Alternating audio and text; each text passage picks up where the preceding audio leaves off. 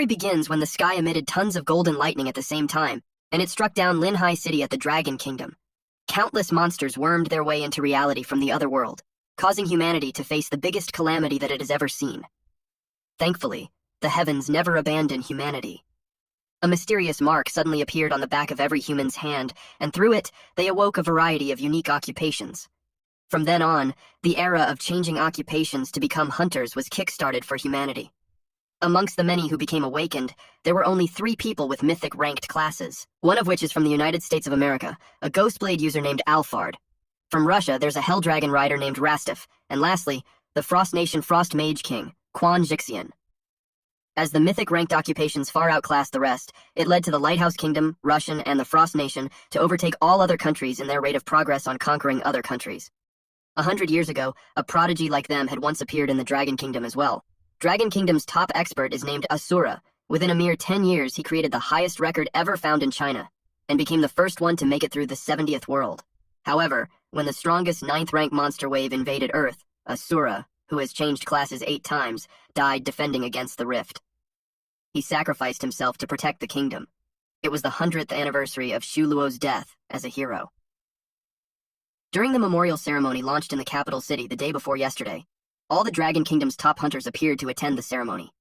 And at the same time, statistics showed that the kingdom had 12,350,000 awakeners for that year, which is 11.3% more than last year, and the highest record since the Otherworld had first descended upon Earth 10 years ago. 10% of awakeners are currently made up of core hunters, which has greatly surpassed the number of awakeners that had been awakened during Asura's birth year. Because of that, they were hoping to witness another appearance of the next Asura. A man is lying down in his bare room. While listening to news that the main gate to the Otherworld is about to open, hunters were advised to prepare themselves. The man looked lifeless with a bottle of pills beside him. Again, the news was repeated. But when the man heard that hunters are asked to prepare themselves, the man looked horrified. All of a sudden, he sat up. It was like he's a different person now. This man looked around to figure out where he was because he thought he'd die. His head hurt so much. Then he started seeing fragments of painful memories, like working a difficult job, being told that he's a trash, not being able to pay his brother's medical fees, complaining being a monster tamer in a poor family, and with all of these piling up, he decided to end his life by overdosing on pills. The confused man wondered whose memories are those. He never imagined that he would be reincarnated into the body of someone with the exact same name as him 100 years later. He recalled that the man was a monster tamer. The monster tamer class mainly relies on their pets to fight. Other than raising their own level, their pet's growth attribute can't fall behind either. Someone had once analyzed that in order to nurture a powerful monster tamer, one would need to be at least as wealthy as an entire nation. To an ordinary person, awakening as a monster tamer would indeed be bad news. Now he knew the story of the good-for-nothing young Zhang Yue who failed at life and took his own life. He looked at the picture on the wall. This reincarnated person was the opposite of that. He was once the strongest awakener in the whole Dragon Kingdom, and was well known with the name Asura, since he had already taken over the body and had been revived once again. He decided to bear all the man's responsibilities and regrets, and conquer the other world where the weak are at the mercy of the strongest. It's his gesture of showing his gratitude. There was an announcement again that the main gate to the other world is about to open. The man stood before the gate, and he opened it. A bright ring of light appeared. It was the spatial gate. He entered it. The system greeted Asura, and reported that he had been offline for 36,552 days. He stood there while several window screens opened. He had received ability power points of 221,066,496,000 dollars. The system congratulated him on being the first to defeat a 9th-rank monster wave. He had completed the mythic rank achievement in a class of his own. For that, he had obtained a reward which is a mythic rank treasure. Supreme Divine Decree. The Supreme Divine Decree will be activated automatically. He also obtained a permanent buff, which is a 10,000-fold increase in earning ability power in the other world, whilst both online and offline. The effect has been applied to him, and he has obtained an additional 99x offline rewards, which totals to 2,110,143,893,503,000 ability points. He was surprised to see quadrillions of ability power. It was a generous reward for clearing the highest-ranked monster wave in the world. The system notified him that he also had obtained a class reset. He was asked to choose from one of the 7 mythic rank core classes. The choices are Knight Undead Death Knight, Warrior, Dark Swordsman, Assassin, Shadow Reaper, Priest, Divine Priest, Mage, Hellfire Mage, Archer, Spectral Hunter, Monster, Necromancer. Asura awoke as an epic class warrior 100 years ago. But the strongest core class in the Otherworld during that time was actually the Monster Tamers. The only issue with that occupation is the astronomical amount of ability power needed for them to level up themselves and their pets, causing growth for that class to be immensely difficult. However, since he had been reincarnated and even have 1,000,000 years worth of offline ability power, his top choice is naturally the Necromancer. The system congratulated him on becoming the Otherworld's 4th mythic rank core hunter, Necromancer, Monster Tamer's advanced class. He received an initial 100-star rating. It was strong as expected of a mythic rank class.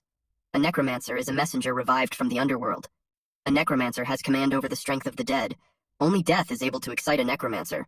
A Necromancer has a magic attack growth, 25-star, mana growth 18-star, vitality growth 20-star, physical defense growth 18-star, and magic defense growth 19-star.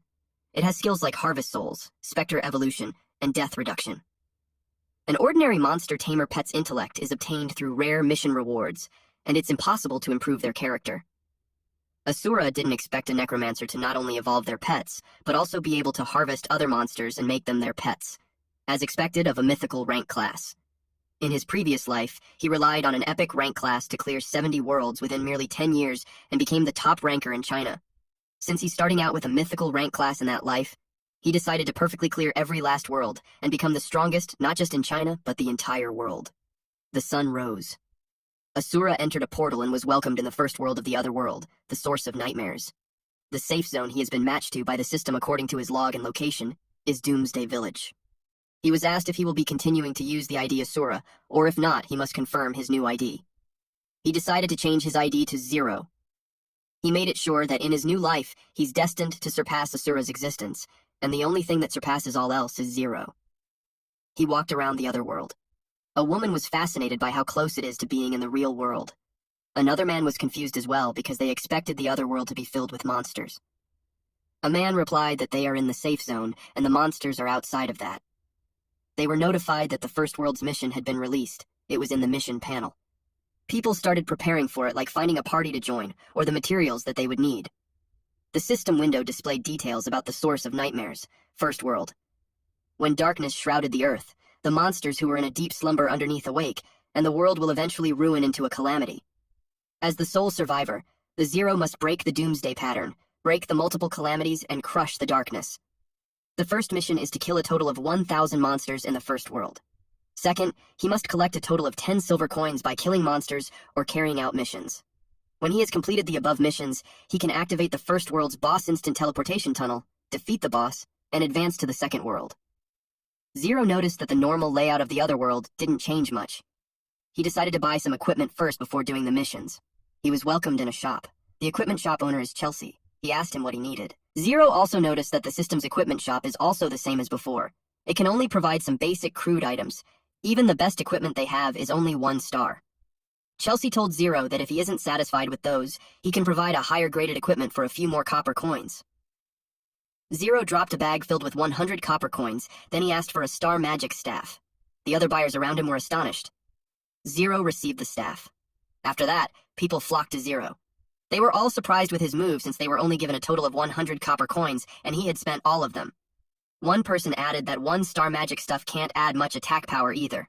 He was advised that instead of buying a single 1-star weapon, he would be better off buying a full set of crude items. 0 thanked them for their advice and walked away. A woman expressed her opinion that although only the weapons with a higher number of stars can be refined, the attack power would also be increased. The man replied that refining weapons require ability power, and they can only be obtained through missions to farm monsters with a low drop rate. He added that there isn't even enough of such valuable things to level up. Only a brain-dead person would do that. They continued to gossip while watching 0 walk away. He judged him to suffer later on, since he doesn't have money left and had no 0 defensive power. They all thought that it's impossible to do anything without money. To the normal newbie hunter, it is indeed not worth it to spend all money on a 1-star equipment. The ability power obtained by normal hunters from farming monsters is very limited, so it just wouldn't be possible for them to afford to refine 1-star equipment. 0's weapon is called Raging Inferno Magic Staff with a 1-star. Its magic power is 5 and its level is 0. 0 is aware that he's lacking one thing, and that's the ability's power. When he spends 1 point of ability power on refining, he has a 10% chance of increasing his green attribute. The higher the attribute, the greater the cost of refinement, and the lower the chances of success. He was asked if he wanted to refine. He replied yes. He was prompted again, and he continuously replied to keep refining. His staff glowed as the refinement continued to be successful. He watched the notifications. And later on, he was informed that his equipment has already been upgraded to the highest tier. The system screen showed him that after 132 single-touch refinements with a total of 985 ability power points spent, he had obtained the gold attribute. Now his weapon is Scorching Pioneer Magic Staff. Refining 132 points showed the true power of having quadrillions of ability power points. His staff has the characteristic called Scorch, wherein every time the user attacks, it will inflict the enemy with a 3-second burn status. The enemy will lose 20 health per second. With that, Zeron's preparations are complete. It's time for him to put on a good show. At the First World, the origin of nightmares. It was the beginning of the nightmares of all the novice hunters. A hunter slashed a world with his sword, but it had no effect. The hunter was scared. It made him wonder, what is the rank of that fucking monster? It had so much health that it's impossible to deal any significant damage, yet one strike from it will kill them. Suddenly, a gold orb of light appeared.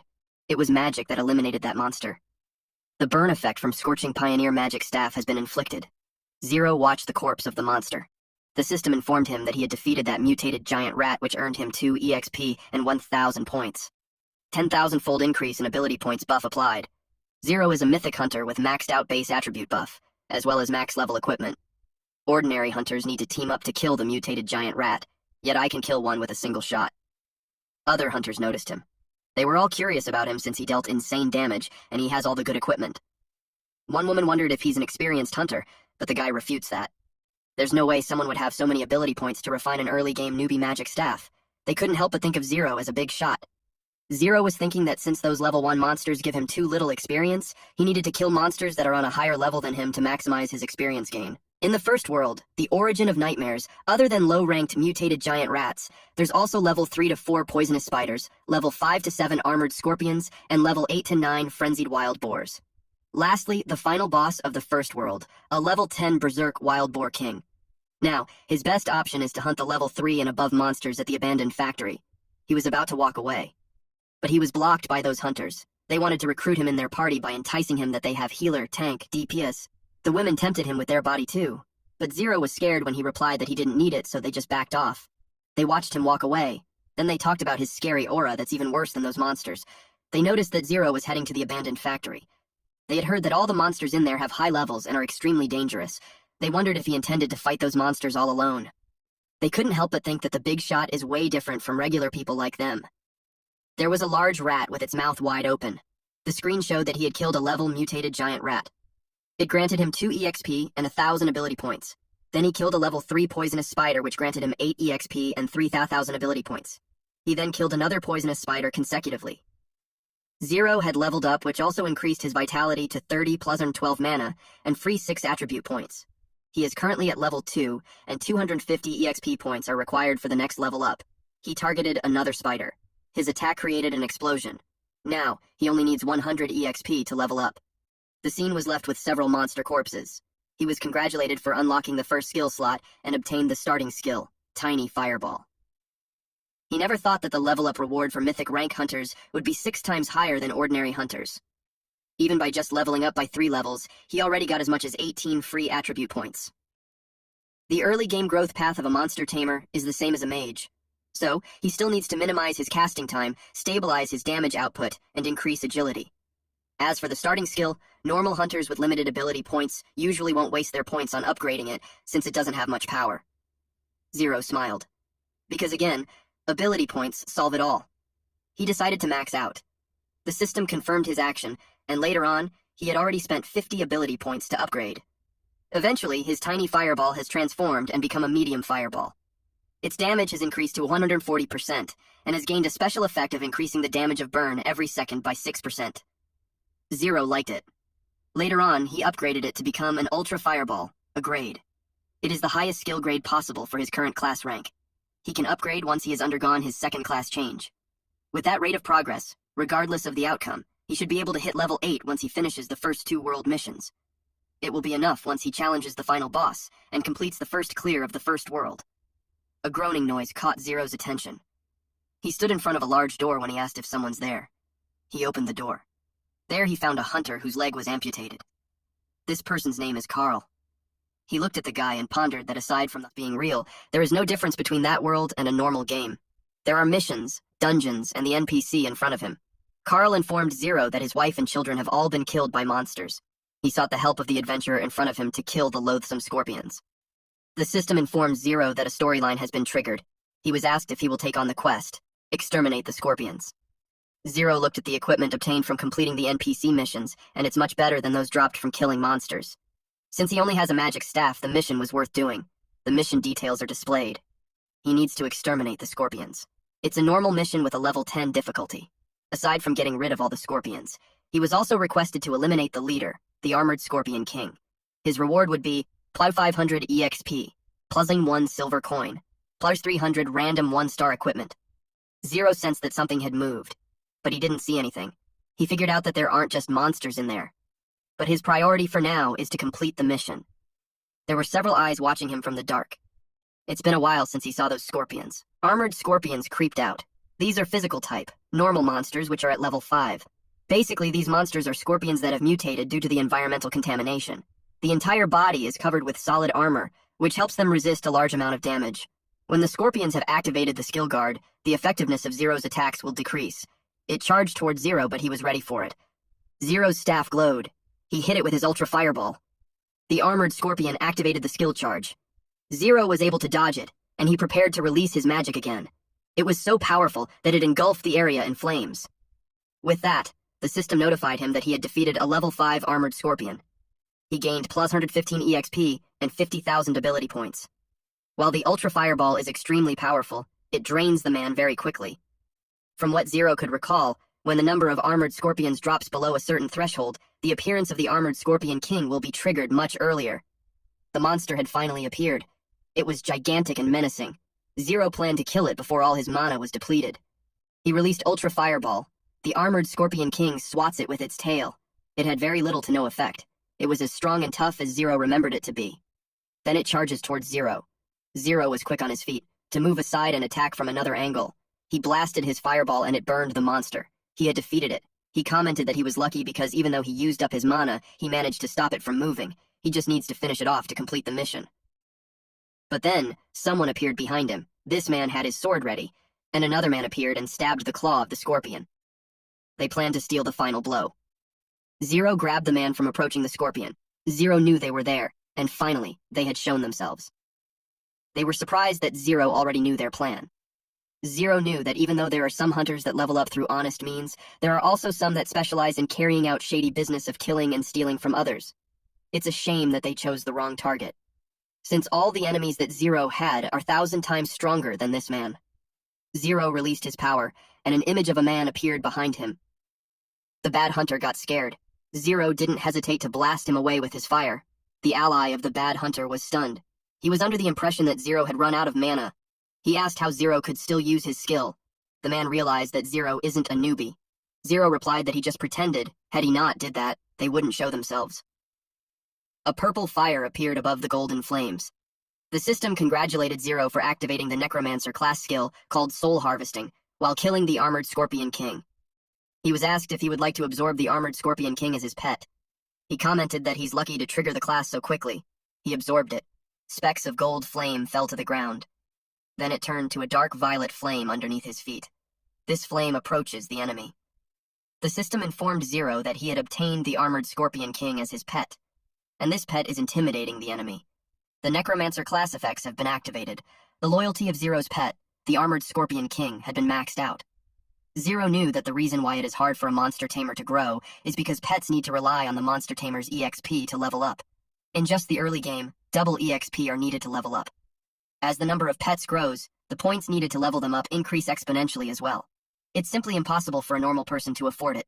However, EXP points are currently something that Zero had the most. So, he went to use it and upgrade to max level. The Armored Scorpion King's D rank skill guard has risen to A rank. Iron Body rank A is a passive skill that decreases the damage received by the Armored Scorpion by 30%. The man asked who exactly Zero is because it's impossible for a normal monster tamer to be as strong as him. Zero revealed that from the moment he took on the mission, he already sensed that someone was secretly spying on him. He guessed that those guys are assassins who utilize invisibility to hide themselves and attack lone players. and then they happened to receive the mission at the same time. They planned to ambush him at the last stage and reap the Scorpion King. The man realized that they had offended the wrong person. He knew he needed to run otherwise. Zero challenged him to show how strong he is, and in a flash, the armored Scorpion King hit the guy in the gut. The guy begged not to be killed. Zero replied that in a world where the wheel is fodder for the strong, if one wishes to consume others, one should be prepared to be eaten. The guy lost life in his eyes when he started to be eaten. After that, the NPC thanked Zero for helping him on his revenge. With that, he considered Zero his buddy. The system screen congratulated Zero for completing the mission. He had obtained 500 EXP points, plus 1 silver coins, and 3,000 ability points. There's also an equipment called Magic Necklace and Armor Boots. Zero also leveled up to level 4. Only 2,000 EXP points are required for the next level up. He decided to take a look at the equipment. The Magic Necklace is at level 4 with 1 star. It is a necklace that was rumored in legends to have been made out of magic itself. It's said that if a person wears it, they would be able to obtain an immense amount of magic. The armor boots are at level 5 with 1 star, and it's a solid boot that provides hunters with a certain amount of defense. Zero commented that he's catered according to his needs. He got equipment that boosts his mana after desperately needing something to strengthen it. He went on to refine the item to the max. He used a total of 24,999 points and received the golden attribute equipment, the Sacred Origin of Magic. Then he spent 2985 ability points and received Hero Protection Armor. With these 2 pieces of equipment, the armored Scorpion King and him will reach level 5 faster. A screen appeared in front of him. The screen displayed a zone announcement. All hunters in the Doomsday Village were told that the hidden dungeon, the Apocalyptic City Level 5, has appeared near the Doomsday Village. The dungeon will remain open for an hour. All hunters were advised to head towards the dungeon to carry out the mission. The first to clear the dungeon will receive a generous reward. The people were surprised to hear about the level 5 hidden dungeon. Zero knew that being the first to clear it isn't impossible given his current strength. He decided to go for it. The portal had already appeared, so everyone was preparing for it by recruiting a party member. Most of them are aiming to clear it first because of the rewards. A man explained that given their current level, entering the dungeon would be equivalent to suicide. They may earn money, but they might not be alive to spend it. The guy reiterated that it was the sole reason that they should form a team. Zero noticed that there are quite a number of people who want to challenge the dungeon. Someone shoved him to get out of the way. It was a knight in shining gold armor. Someone called this person President. People were curious about who this person was. He is Liu Yao, the son of the wealthiest person in Linhai City, Liu Yue. The 3 biggest pharmacies in Linhai City are all owned by the Liu family. They have a net worth of over billions of dollars. The young master Liu has always acted pompous. Even his underlings are fully equipped with 1-star equipment that costs at least tens of thousands. A woman noticed Zhang Yue. It's Yue's ex-girlfriend. Her name is Lin Yuer. She approached him and mocked him for being a normal monster tamer who can't even afford his own rent and is thinking of fighting in the dungeon. Zero was fierce when he asked her if she had a problem with that. She was shocked. She expected him to beg her for another chance since he's a simp. Then she clings on to Yao and tells Yue that only Yao is qualified to be the first to clear the unique dungeons, so he should just stop daydreaming. Yao hugged Yue and mocked Yue for being dumped and advised him to just move on. Yue nonchalantly replied that she was just an old pair of used shoes and Yao could take her if he wanted to. And as for the unique dungeon, he felt that the one who's having such wishful thinking is someone else. That made Yue furious. She wants Yao to teach him a lesson.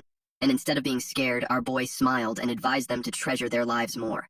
Yue shouted that he's just acting tough when he's a good-for-nothing. Yao finds it weird that he can't see the man's class clearly, as if it was purposely hidden. Yao waved goodbye since he's in a rush to challenge the dungeon. Yao and his team went to the portal and reminded them to bring their resurrection scrolls. Everyone was pumped up. One man tapped Zero's shoulder and told him to admit defeat, since poor losers like them can't beat those with silver spoons. Zero replied that if the guy sees himself as a poor loser, he should think of ways to become better and stronger. In his head, Zero thought of the original owner of the body and knew that he was indeed a poor loser. But he argued that it had nothing to do with him since he's a Sura. The guy replied that Zero is good at bluffing. The man argued that all those men had a resurrection scroll that cost $3,000 per piece. People expected that the Supreme Guild would be the one to clear the dungeon first. Zero knew that most dungeons have a boss monster guarding it. His current strength is more than sufficient to deal with the normal mobs, but he's afraid it isn't enough to deal with the boss monster. He can only guarantee a win if the armored Scorpion and him both level up to level 5 and are fitted with both proper equipment and max-level skills. He looked around. Meanwhile, Yao and the others appeared on the other side of the portal. Yue complained that she was just completely humiliated, but he didn't seek revenge for her. Yao glared at her and told her that there's a lot of people. The losses outweigh the gains if they consider the off chance that someone uses the excuse of Yao killing as grounds to defame the Liu family and the guild purposely. He assured her that he will make that guy kneel in front of her. Yuer thanked him for that. In another setting, a fire was blasted. Zero was fighting the monsters. A normal monster tamer's pet needs the same amount of experience points as its master. Luckily, the amount of experience points needed by the pet in the Necromancer class is reduced to half. In the early game, Zero had to let the armored scorpion kill a few normal mobs, and it would be able to level up quickly. Zero continued to fight. The area was filled with smoke. Behind the rock is the lackey of Yao, who watched Zero. They realized that they misjudged him. As Zero steps forward, he was blocked by a pretty woman who seduced him to carry them.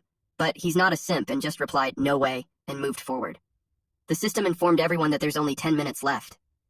Zero decided to raise the defense of the equipped level 5 armored scorpion. It will act as a meat shield at the vanguard, while Zero focuses on doing damage from the back. The armored Scorpion King roared loudly.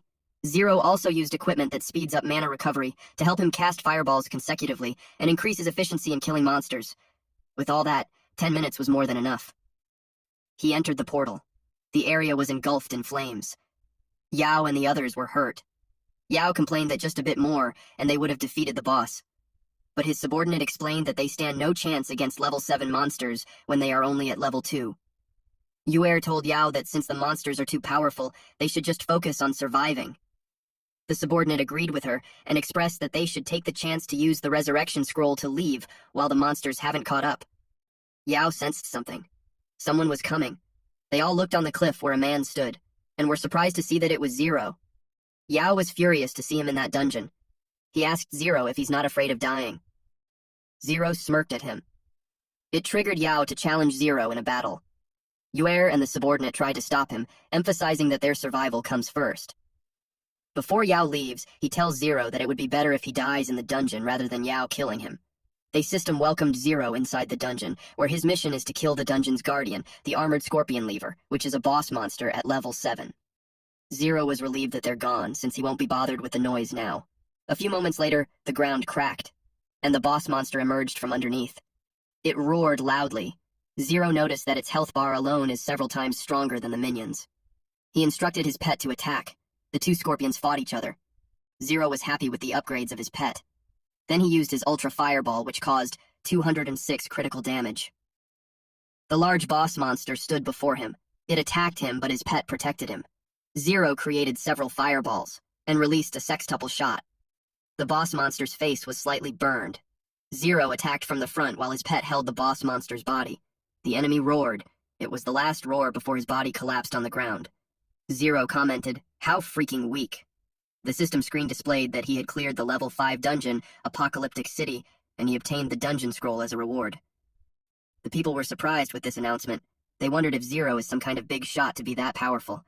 They all wondered how he killed the Guardian monster when almost everyone is at level 1 to level 3, and the Dungeon Guardian monster is at level 7. Yao asked if the person was Yuer's ex-boyfriend, since the announcement was released just a few minutes right after the guy entered. Yuer found it ridiculous. She argued that her ex-boyfriend doesn't even have a pet, so there's no way that he would clear that dungeon all alone. Yao was convinced that someone else must have done it. He struck the ground with his sword while saying that the one who had killed the scorpion leader is extraordinary. He told his subordinates to find the person with the ID 0 immediately and scout him. The item drop rate from boss monsters is indeed much higher compared to normal monsters. There were items like the copper coins, blueprints, and even equipment. But the most important item is the scroll. Unupgradable dungeon scroll is worth far more than a few $1,000s. Zero decided to upgrade his scroll straight to the max level. A challenger rank dungeon scroll has never appeared in the first world. If it goes into the market, at the very least, it should go for several hundreds of thousands. To a normal hunter, it is undoubtedly a huge sum of money. But Zero's goal was to clear the otherworld. A notification window displayed that Zero had used a level 5 challenger grade dungeon scroll. He received 1 gold coin and a bounty mission, which is to rescue the survivor. Upon completion of this mission within the time limit, he will be receiving a generous reward. Zero examined the mission and found out that it has a difficulty rating of 100 and an unknown reward that only requires him to escort an NPC. He also received a level 10 map, but unfortunately, Zero is only at level 5. And in addition to that, the monsters that he'll be facing, wild boars, like to appear in groups, so it would be difficult to deal with them. He decided not to stress about it and focus on finding the survivor. Ai-Lin. In the middle of the forest, a girl was being chased by a boar. All of a sudden, the wild boar erupted in flames. Slowly, the smoke clears, and it revealed Zero. The little girl was glad that a big brother came to save her. The notification window displayed that the survivor, Ai-Lin, has been found. The time remaining for his mission is 10 hours. An angry wild boar appeared. Zero had noticed that the wild boars in the forest got agitated the moment he found Ai-Lin. The wild boar attacked them. Zero released a fireball. The wild boar kept receiving burn damage. But then, several wild boars surrounded them. Zero commented that these wild boars had a lot of stamina. A mythic rank hunter with a gold attribute staff and an A-rank fireball was still unable to deal proper damage to them. If Ai-Lin gets killed in there, Zero will fail the mission. Zero took out the armored scorpion and instructed it to protect him. The wild boars charged altogether, but the armored scorpion blocked its attack. Zero released an ultra fireball. It landed on the wild boar. The system notified him that he was able to defeat a level 10 frenzied wild boar, which earned him plus 40 EXP and plus 100,000 ability points. Zero informs the armored scorpion that their strategy is working. He encouraged the armored scorpion to fend off a few more, and they would level up soon. Our MC consecutively defeated those wild boars. The wild boars keep coming, and Zero didn't have enough mana to fend off the attack of the wild boar wave. Ai-Lin asked if he's okay. Zero assured her that he will definitely bring her back. Unexpectedly, a wild boar had run into Zero. In response, Zero hit it with the ultra fireball, and it roasted the wild boar. But even then, it still managed to resist the fiery skill. Fortunately, Zero had a bit of health, otherwise he would have been dead after a single hit from the wild boar. He also noticed that the armored scorpion can't hold on for much longer either. Zero didn't expect this mission to be so bothersome. He attacked a wild boar, causing its HP to drop. At the same time, Zero was notified that he had leveled up to level 7. Because of the situation, he decided to upgrade his attack power first. In addition, he used the equipment obtained from farming the scorpions earlier. The item is called Glorious Boss Battle Ring, level 7. It has a penetrate effect, which means that the attacks off someone with the item equipped ignore 20 of the opponent's defense. Again, Zero used a fireball. But this time, it's a more powerful one. It even looked like an energy ball. And it enveloped the fireball and was killed instantly.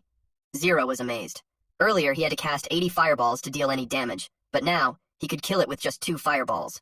Zero consecutively attacked. After some time, he looked haggard, but he managed to finally shake off the wave of wild boars. Now, he just needs to bring Ai-Lin safely to the Doomsday Village, and the mission will be completed. Someone then appeared, and was surprised to see that Zero had returned from the dungeon alive. It was this loser Liu Yao, and with him was Yuer. Zero shooed them away since he doesn't want to deal with small fries. Yuer sang praises for Yao and requested for him to teach Zero a lesson. Yao unsheathes his sword. Zero challenged Yao if he could really kill him. Yu then dashed forward, as he wanted to see whether Zero's mouth was sharper than his sword. Yao's blade hit Zero's shoulder, but it did not penetrate it. Yao couldn't believe it. Yuer too, since Yao couldn't deal any damage to Zero, despite Zero being just an unarmed beast tamer. Zero asked if he's done, and it's his turn now. Zero showed off his power by releasing a swirl of large flame. And upon seeing that, Yao panicked and threatened Zero that he's from a powerful family, and if he laid a hand on him, he would regret it. But our boy gave Zero fucks with all that blabbering. He released his fireball, and Yao was blasted away. Yao complained how he ended up in that state with just a single shot. He turned to dust, leaving his golden armor behind. Zero watched the screen as he called Yao an idiot. In the other world, a hunter's name is usually White. However, when a hunter launches a malicious surprise attack on another hunter with a white name, the assailant's name will turn gray for a short period of time. During this period, the victim's retaliation will be considered an act of defense, and they will not receive any evil value. If the victim fails at retaliating and is killed, the assailant's name will turn red, and they will receive evil value. Under the rules of the other world, the assailant will not be able to log out of the other world even if they enter a safe zone, unless they kill a sufficient number of monsters to clear their evil value, or they wait for their death. Not only will a hunter's levels and experience points decrease when they die, a large number of their equipment and items will also be dropped. Yuer was taken aback that Zero killed Yao in one shot. She wondered when he became so powerful. She panicked when she saw Zero approaching her, especially when she couldn't use the resurrection scroll since it can only be used twice in a span of 7 days. She already used one to escape the dungeon earlier. If she uses another one now, she wouldn't be able to use it again later. Out of fear, she coaxed him with endearment and sweet words, but Zero and Ai-Lin nonchalantly walked past her. Since Yuer didn't attack Zero, he would be affected if he attacks her. He decided not to waste his time because of insignificant people. Yuer watched them walk away. This bitch then felt angry that Zero dared to ignore. A few moments later, at a certain home. Lin thanked Zero since she was able to come back home. The system window congratulated Zero for completing the Challenger rank bounty mission called Rescue the Survivor. He received Ice Magic Staff, a skill book called Tiny Icicle, and a pet egg. He had also leveled up in terms of his vitality plus 30, mana plus 12, and free attribute points plus 6. Zero is currently at level 8 and will need 9,500 EXP to level up again. Our MC then summoned the staff. It is a level 8 Ice Magic Staff. It is a magic staff with an extremely strong affinity for the power of ice. And since he had almost infinite ability points, Zero decided to refine the staff. And he had done it 144 times, the maximum allowable amount. He had used a total of 22,356 ability points, turned the equipment to a golden attribute equipment, the Frost Shatterer Scepter. The higher the grade of the equipment, the more ability points needed for its refinement. Fortunately, that amount isn't an issue for Zero. Aside from the staff, he also got other loot. He took out the pet egg that he had obtained. It was a normal grade, so he wasn't really excited about it. Also, he got quite a few normal grade pet eggs while farming monsters just now. He decided to use all of them as fodder for the Armored Scorpion. The Armored Scorpion liked that idea. It was followed by several notifications that his pet, the Armored Scorpion, consumed the pet eggs. Later on, he was congratulated by the system since his pet has evolved into a Silver Armored Scorpion, elite grade. The evolved version looked cool with its silver body. Zero was quite pleased with the 2-star magic staff and a Silver Armored Scorpion. Together, with the golden equipment contributed by Yao earlier, Zero should be able to challenge the final boss of the first world. However, before that, he needed to go back and replenish his supply of some materials. He walked out of the portal. It was already dark outside. He was back in his room. Then, his phone rang. Yue picked it up. It was a call about the 390,000 that he owed for his brother's medical bill. If he won't pay, the hospital will halt his brother's treatment. Our boy then asked for the payment card number for the hospital, as he stated that he will transfer it within 10 minutes. It was not a big deal since he could just sell a few pieces of the golden equipment, and he'll be able to earn a few million. He planned to help the original owner of the body to save his brother as a way to repay the original Yue. But then he received a warning that the equipment is bound and it cannot be traded or dropped. He was dumbfounded. He commented that it was a downside of having a 10,000-fold increase buff. Without the ability to trade his equipment, he only has slightly over $10,000 even if he sells all of his silver coins. It pushed him to think of ways to earn money. He looked at his cell phone. He searched and found out that the hourly pay for normal boosting services is too low. But then, he saw something interesting. There was one post hiring a booster for 300,000 gold. A lot of people engage in the post. Yue contacted the person. With a creepy smile on his face, he was intrigued with the deadly bounty. A girl was in front of her PC with several monitors. Yue asked about the specific demands regarding the $300,000 bounty for the boosting mission posted on the forum. The girl replied that he must assist a new hunter from the current batch. Second, he must help the designated person clear the first world. Yue replied that he's okay with that, but he tried to negotiate for the pay to be 390,000. The girl replied that she would even give him 400,000 once the task is completed. He asked when they would start. The girl informs him that the person he's going to escort will meet him at the respawn point in the Doomsday Village in 10 minutes. Yue waited at the Doomsday Village. He was delighted to earn $400,000 just by carrying a person through the first world that he was already going to clear anyway. He saw it as a decent deal with guaranteed profit and no risks. Then he noticed someone. A woman fully covered in cloth, even her eyes and hair. He asked if she's the one who hired a booster. The woman nodded. The people who saw them gossiped. They knew the woman as the Calamitous Mage. They couldn't imagine that the weakling beast tamer took up the offer. They commented that people nowadays really value money over their lives. Yue watched her. He suggested forming a party, and he assured her that he will help her complete the world's missions. She joined the team, but her ID was hidden. Yue briefed her that to clear the first world, she must complete 2 missions as a prerequisite, one of which is to kill 1,000 monsters, then earn 10 coins. He asked if she knew about it, and she replied yes. Yue explained that in the other world, hunters cannot deal damage to monsters that are 5 or more levels above them. Even if Yue attacks a monster until it is left with 1 health point, it's useless if they can't kill it. He told her that he'll help her level up while completing the missions. They faced a scorpion monster and attacked it with Ultra Fireball. While the damage of the spell obtained as part of the mission rewards previously isn't as high as the Fireball, it's not bad when used supportively as a crowd control skill. Then he froze the scorpion. He asked the woman why she was just standing, and told her to finish it off. The woman seemed nervous, but she managed to make purple flames appear on her palms. It made contact with the frozen monster. And then the contact turned into an explosion. She was advised by the system that she leveled up, and it happened thrice. Unbeknownst to her, a scorpion monster is on its way to attack her from behind. Yue screamed for her to look out. Yue made it in time. He was able to grab her and evade the attack. Then he used Ultra Fireball. His attack caused a huge explosion. He looked serious, while the woman he's holding looked at him in awe. But he didn't notice it. Instead, he just told her to get up so they can move to the next leveling spot. He inquired on how old she was to be able to afford paying 400,000. She made a hand sign that shows 21. Yue commented that everyone awakens at 18, so it should have been 3 years since she entered the other world. He asked her for the reason why her level is still low. She stopped walking, which made Yue ask what's wrong. She slowly removed her hood. It revealed her purple hair and eyes. Then she thanked Yue for helping her level up and advised him to leave. She promised him $10,000 to keep him from saying anything to her sister. Yue expressed that he thought she was mute. He assured her that he'll help her clear the first world since it was his promise to her sister. She looked horrified and reminded him of what those people said about her, that she's an embodiment of a calamity or a jinx. She was worried that she'd cause him trouble if they stayed together. Yue was curious to know what embodiment of calamity meant. She was about to explain it, but someone spoke that the calamitous mage is out to harm others again. Several men appeared. One of them said that people on the forum have claimed that as long as one takes on the calamitous mage's mission, that person dies an untimely death. On the contrary, it is said whoever manages to kill her will obtain a large number of experience and ability points. The men decided to attack her in the name of justice. The woman panicked because those men were 5 to 6 levels higher than them. They had no match for them. She told him that since they are only after her, Yue should leave. Yue was pissed off that they wanted to touch his 400,000 without his consent. Someone showed up and noticed a team fight. That person finds it exciting. Several armored people walked in. The men earlier gossiped among themselves. They recognized that the person in front is the young master Liu Yao of the Liu family, the wealthiest family in Linhai City. They know that they are no match for them if they have arrived to steal their kills. A man from the earlier group approached Liu and politely informed him that they didn't mean to offend him. Liu told him to be silent. Yao grabbed Yue's collar and commented that it seemed like they're fated to run into each other. Yue teased him by asking if he's there to give him equipment again.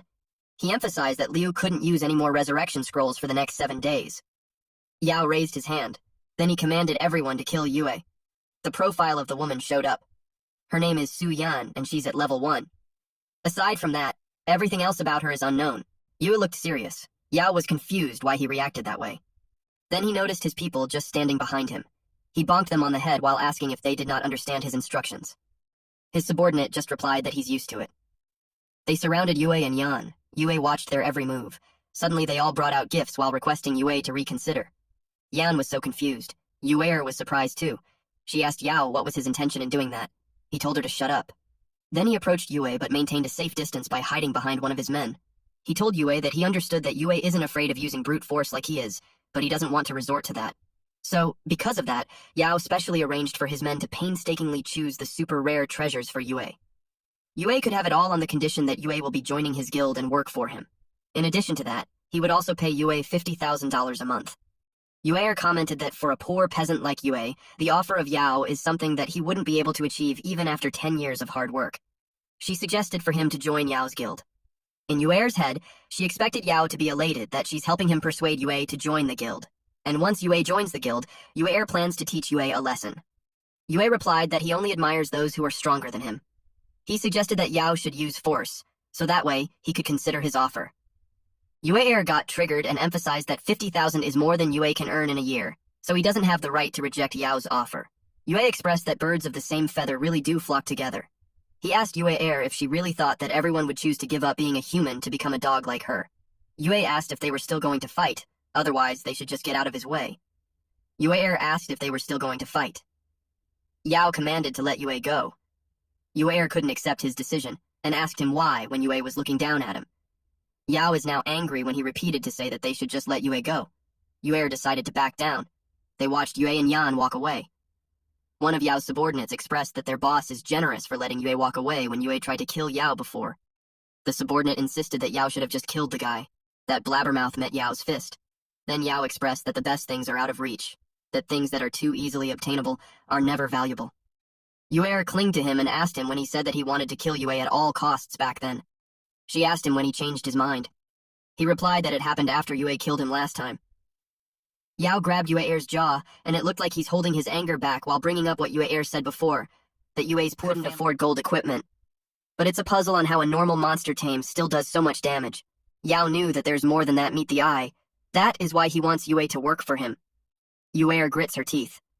Deep inside her, she insisted that Yue is just a poor peasant, and she'll make him grovel at her feet one day. It was late into the night. Yan thanked Yue for protecting her. Yue replied that it was nothing, otherwise he'll lose his 400,000 if she died. And that's not a great thing to end the day. Yan approached him. She suggested calling it quits since she thinks Yue won't be able to complete the mission. Yue asked her why she posted the bounty in the forum when she doesn't have confidence. He added that she could just stand her up. But why did she enter the other world? Yan replied that she gave up a long time ago, and it was her sister's doing. She emphasized that she's the embodiment of calamity, and she showed him something as a proof. The system window displayed that her special class is Calamitous Mage. With her calamitous body, she cannot kill monsters by herself. Instead, she must form a team with others and share the burden of the calamity with her teammate. In that situation, the lives of her and her teammate are connected. Should either of them die, both of them will die, and the level will immediately return to 0. If they disband midway, the level will return to 0, but the teammate will now receive any penalties. When a calamitous mage clears the first world with a calamitous body, the player and their teammate, who have destroyed the calamitous body, will receive a large amount of experience. Deep inside, Yue was surprised that she's a special class hunter. He just found out that aside from the core class hunters and subclass hunters, there are also special class hunters. As long as they overcome the limitations of their class, there is an extremely high chance of a highly ranked class emerging. It may be legendary or even mythic. It's also a shame for normal people to overcome this limitation. They can only be reduced to ordinary people who fade out the public's attention.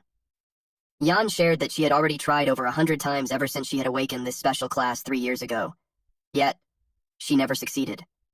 In addition, there is the rule in the other world, preventing one from teaming up with someone who is over 10 levels higher than them. She wondered how it is possible for 2 people who are at best level 10 to defeat the first world's boss. She advised him to leave. Yue asked her what if he says that it's possible. He told her that he can help her clear the first world. Yan was surprised and hopeful. She grabbed him and asked if he's serious. Inside her head, she admitted that for 3 years, she had always dreamed of shattering that damned class limitation and becoming a hunter revered by masses. She wondered if it's possible. Yue told her to stop rambling and invited her to clear the world's first mission. In the first world, hunters must first complete world missions to earn the qualifications to challenge the world boss. The first mission is to kill 1,000 monsters. Second is to collect 10 silver coins. Yan got scared upon seeing Yue's power. Within a few hours, he carried Yan through the world's missions. Now they had finished off 1,000 monsters and had farmed a lot of coins. Yue told her that the prerequisite missions are complete, so they can challenge the boss now. Yan replied that there's no problem with that. Yue asked her what's wrong. Yan expressed that she couldn't understand how a strong person like Yue would take the mission. Yue replied that it's because he's not a typical guy. Internally, Yue finds what he said cringy because in reality, he's in dire need of cash. Yan was actually impressed with his answer earlier. The system window appeared containing the details of the first world missions. She tapped yes, and was alerted that she had opened the first world. The origin of Nightmare's boss arena. It was a door to Demon's Abyss. Yue asked her if she's ready. They walked inside the door. And now, they are in the boss arena, Demon's Abyss. They have 1 hour for the boss fight. Meaning, they have to defeat the boss, Berserk Wild Boar King, within 1 hour. And if they fail to defeat the Berserk Wild Boar King within the time limit, or are killed by the Berserk Wild Boar King, the challenge will be deemed as a failure. Yue gave Yan Ailin some potions and items. Yan was surprised that those were resurrection scrolls, instant recall medicine, and many more very expensive, high consumables. Yue can easily clear the first world alone, but he's aware that death could happen any time in the other world. He reminded her to always be on guard. He prepared by letting the silver-armored scorpion equip the defensive gear that they got earlier, and the Hero Guardian's armor that Liu Yao dropped. He expected the scorpion to tank the boss's attack. Yan heard something. Yue told her that the boss had arrived. It was one mean-looking wild boar. The Berserk Wild Boar King is at level 10 with a physical 2-star boss. This beast is the ruler of the origin of nightmares. It guards the passageway of the first world. The Berserk Wild Boar King crushes anyone who tries to break through the origin of the nightmares to enter the second world. Yan trembled in fear, but she talked herself out of it. But she recalled that last time, they couldn't bear it with a party of dozens of people, and they only have 2 people now. Yue noticed how Yan might have developed a subconscious fear of the Wild Boar King after too many past failures. Yue told her to hide somewhere and heal up the silver-armored scorpion. She asked what Yue would do. He replied that he'll be taking care of the pig. As if triggered from the word pig, the wild boar attacks. Yue met its attack with a super fireball. The health of the wild boar was lessened with negative 325. The room was filled with smoke. The wild boar looked like it got angrier. Yue commented that Boss Monster's sturdiness is nothing to scoff at. The monster roared loudly. It attacked again, but the scorpion blocked it off. Its feet dig on the ground, causing some parts of it to shatter. Then Yue used consecutive firing fireballs. The wild boar wasn't able to avoid that. No matter how sturdy it is, as long as the silver-armored scorpion can withstand its attack, Yue has an advantage. The boss monster used wild charges. It threw the silver-armored scorpion backwards. The boss monster roared loudly. Yue knew that this fight wasn't that simple. The boss monster went on a rampage. Yan yelled for Yue to dodge. The silver-armored scorpion braced itself. But Yue just stood there, waiting for the perfect opportunity. He watched the boss monster as it charged towards him. The Berserk Wild Boar King is almost at Yue's face. He found the right timing. It was time to use Super Icicle. The Berserk Wild Boar King was covered in ice. Yan was surprised and worried since a low-star boss like that has a 50% tenacity naturally, so its frozen status won't last for too long. The boss monster roared loudly. The boss monster was enraged, and usually it will trigger the Death Stomp. The armored scorpion blocked its way as it charged towards Yue. Yue decided to add more vitality to the armored scorpion. Yan agreed. She did what they had spoken about, and then she noticed that even with the added vitality, the armored scorpion won't be able to hold on for much longer. They needed a stronger attack that could deal much greater damage. Yue told her that it won't be long. He just needs her to buy some time for him, and that's more than enough. He used Icicle Fire Dance. The Berserk Wild Boar King crashed on the large ice, and it roared loudly. Even if it's a level 10 2-star Wild Boar King, it won't be able to withstand a 2-star gold equipment and a mythic class's constant barrage. Round Sphere floats in the air, and Yue has been enveloped in a golden glow. He used a combo skill fireball to the boss monster. Yan was amazed since she had never seen anyone utilize those 2 skills that skillfully before. The boss monster halts, and it dropped dead. A notification window appeared and congratulated him for defeating the level 10 2-star Boss Berserk Wild Boar King. He had received 100% of all rewards like plus 6,000 experience points and ability points 1,000 W. He also obtained plus 12 silver, plus 16 LV2 meat, skill book titled Berserk, to sacrifice 10% of defense to increase 5% of attack power that lasts for 10 seconds. He decided to leave the skill book for one of her pets. He also received a magic class Berserker coat. It's LV10, 2-star type, gold rank. When the wearer's vitality isn't enough, it will absorb damage for the wearer, utilizing mana to negate the damage inflicted. Every 2 mana, 1 damage will be negated. In addition to that, there's also a Bloodlust Berserker Warring Ring. It is a Bloodlust equipment that always regenerates 55 vitalities for each critical hit on an enemy. Yan also received a congratulatory message for breaking through the class restriction of the Calamitous Mage and obtained the Calamitous Body. Now, she has evolved into an epic class Taboo Mage. She got teary, now that she not only got rid of herself as the Calamitous Mage class, she even managed to evolve into an epic rank core class. They were surprised when another screen appeared. Meanwhile, on the plaza, the news that they have killed the world boss Berserk Wild Boar King was announced. The people couldn't believe that it only took them half a day to clear the first world of the other world. Then the crowd noticed that there weren't any notifications of other hunters. They find it impossible that only one of them was able to clear it. One of them recognized the name Su Yan, and recalled that she's the Calamitous Mage without a single ounce of attack power, so she must have been boosted by someone in order to clear the mission. Then they were able to put the pieces together, that the guy she's with had a dead weight with him, and still managed to kill a world boss all on his own. They couldn't believe it. A system window appeared and congratulated Yan and Yue for clearing the first world called The Origin of Evil. The second world, the Zombie Siege, has been activated. Hunters are instructed to head to the second world. A red and blue tunnel appeared. The red tunnel leads them towards the second world, while the blue tunnel leads them back to the first world. Yue decided that it's better to refill their supplies first before going to the second world. He turned his back and made his way towards the blue tunnel. Yan was surprised and asked where he was going. He replied that he's going to meet Yan's sister to get his money. That's when Jan realized that Yue is the mysterious hunter who got the first clear for the hidden dungeon, whose name is Zero. At the Linhai City Center, Su family's office building, woman informed Jinya that there's a call for her. On the other line, Yue spoke that he had completed the task, and he'll give her his card details so she could send over the money to him. She replied that she has to verify it first, so she'll just contact him later. Jinya scoffed and complained that it's not even a half day, and he already dared to say that he completed the mission. She thought that he was a scammer, but Jan burst the door open and exclaimed that she managed to do it. Jinya asked if it's true. Jan shared that not only she break through the calamitous body, she also obtained an epic core class, which is Taboo Mage. Jinya was delighted. No one in the Su family has ever obtained such a rare hunter class. She assumed that Jan was helped by several people to clear the mission quickly. Jan corrected Jinya, saying that only one helped her. Jinya was surprised. She immediately went to her desk. She asked Jan if the person who boosted her was a hunter named Zero. She replied yes. It was all over the discussion board on the internet. Jinya grinned at the idea that both Jan and Zero managed to break the record that hasn't been broken for hundreds of years, and are going to be one of the first few individuals to enter the second world. Instantly, Jinya called for a meeting with the board of directors. In order to clear the second world first, she planned to recruit Zero to their guild named Misty Rain, back to the slums. Mr. Zhang was informed that the hospital had received the payment. They asked him how they may be of service to him.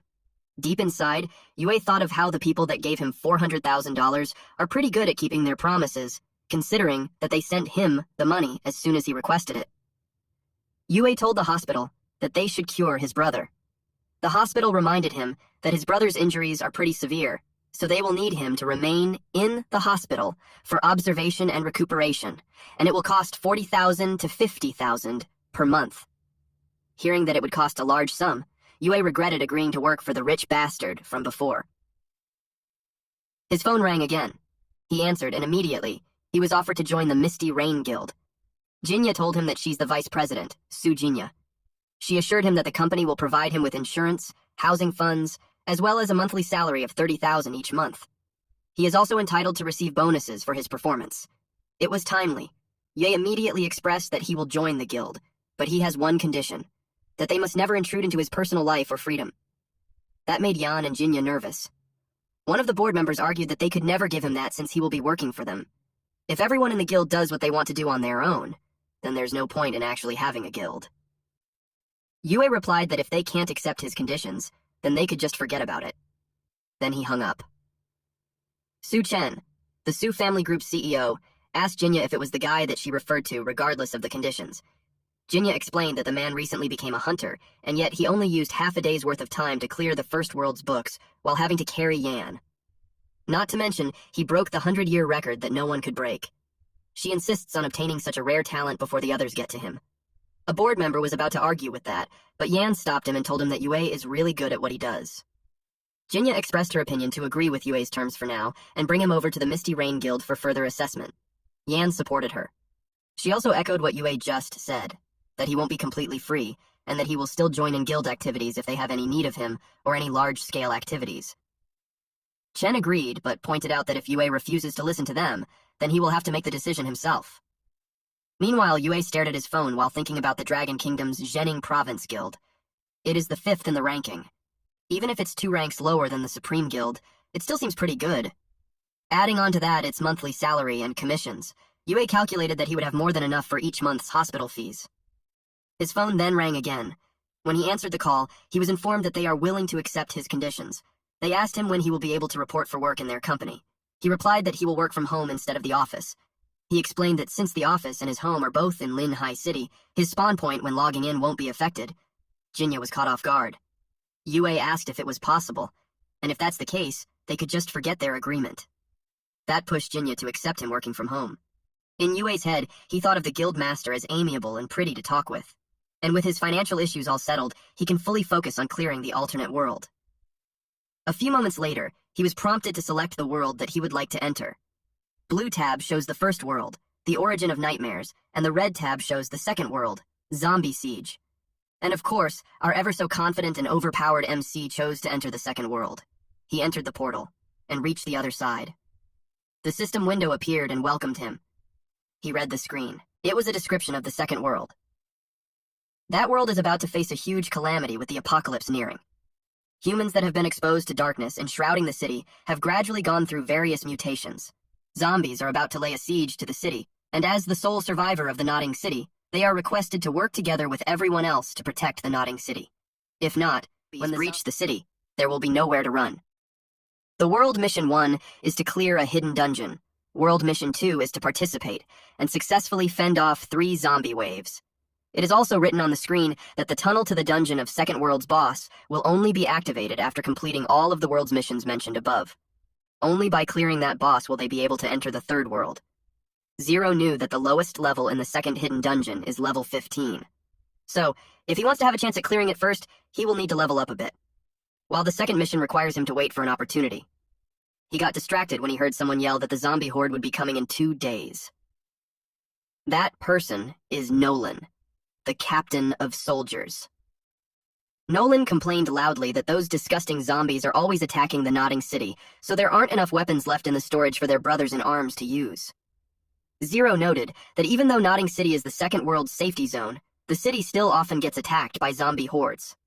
Thus, the city always has a suffocating tension to its atmosphere. Nolan approaches Zero and welcomes him. He informed Zero that war is about to erupt.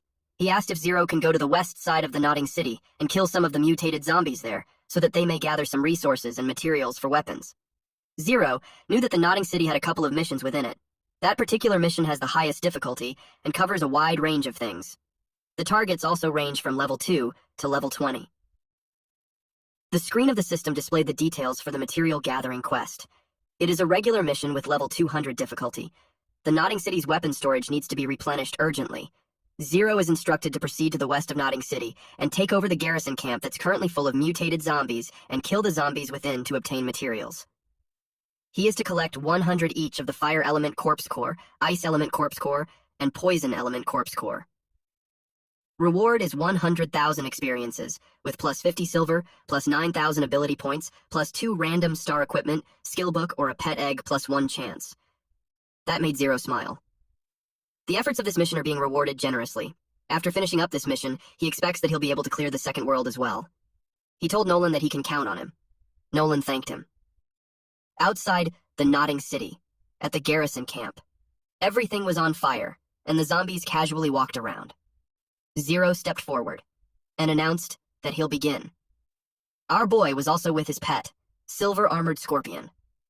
He started things off by casting his super fireball.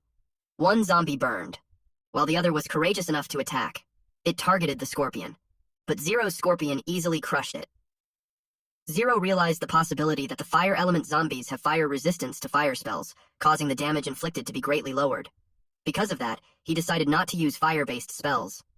He took out his spear and uttered how he'll see them last. Zero instructed the silver-armored scorpion to absorb the flame zombie's aggro. It held the zombie's arm with its clippers. Zero was amazed that the silver-armored scorpion's equipped items, in addition to its protective skill, have given it a lifesteal-like ability. The flame zombie can't deal any damage to it. But it was funny how the little zombie dangles from its claws. Zero decided to make his next move, and that is to fight the fire zombie with ice. The zombie was encased in a crystal. Zero had defeated the level 11 flame zombie. With that, he gained plus 50 experience points and plus 110,000 ability points. Zero got the copper coins. There's only a few of them, so it looked like the drop rate of monsters of such levels isn't very high. His eyes were determined. In one swift move, he defeated several fire zombies. After that, he looked at his screen and uttered that he only managed to collect fire element corpse cores after toiling away for the entire afternoon. Not only is he heaps away from completing the mission, but drops are pathetic too. He decided to go eat first, and then continue at night since it's essential for humans to eat, to be able to function. But a loud roar surprised him. He had an inkling of what it could be. A boss monster is respawning. A LV-14 Icefire Zombie Commander, magic-type boss monster appeared. Zero saw it and confirmed that his guess was right. Boss monsters are worth a lot. He's expecting to somehow get a couple of good pieces of equipment or a skill book. It made him giddy. He took out his spear. The zombie commander noticed him. It roared loudly. It attacked him with ice and made his feet stuck on ice. Zero knew it was bad news. The zombie commander threw the glacial spike at him. Zero was hit, causing him to lose 352 health. A fireball appeared from his spear, and he hit the zombie commander with it, along with some frost damage. He noticed that his skills aren't even half as effective when used against the dual-attribute Icefire zombie. It is a complete counter to his current playstyle. He called for a silver-armored scorpion and it defended him. Sweat fell from his forehead upon seeing the damage. The zombie commander gathered strength in its hand. He created a magic circle that has several pointy ends, and he released that attack towards the scorpion. The system informed Zero that his pet, the silver-armored scorpion, had perished in battle. He can revive the silver-armored scorpion at the respawn fountain after 3 hours.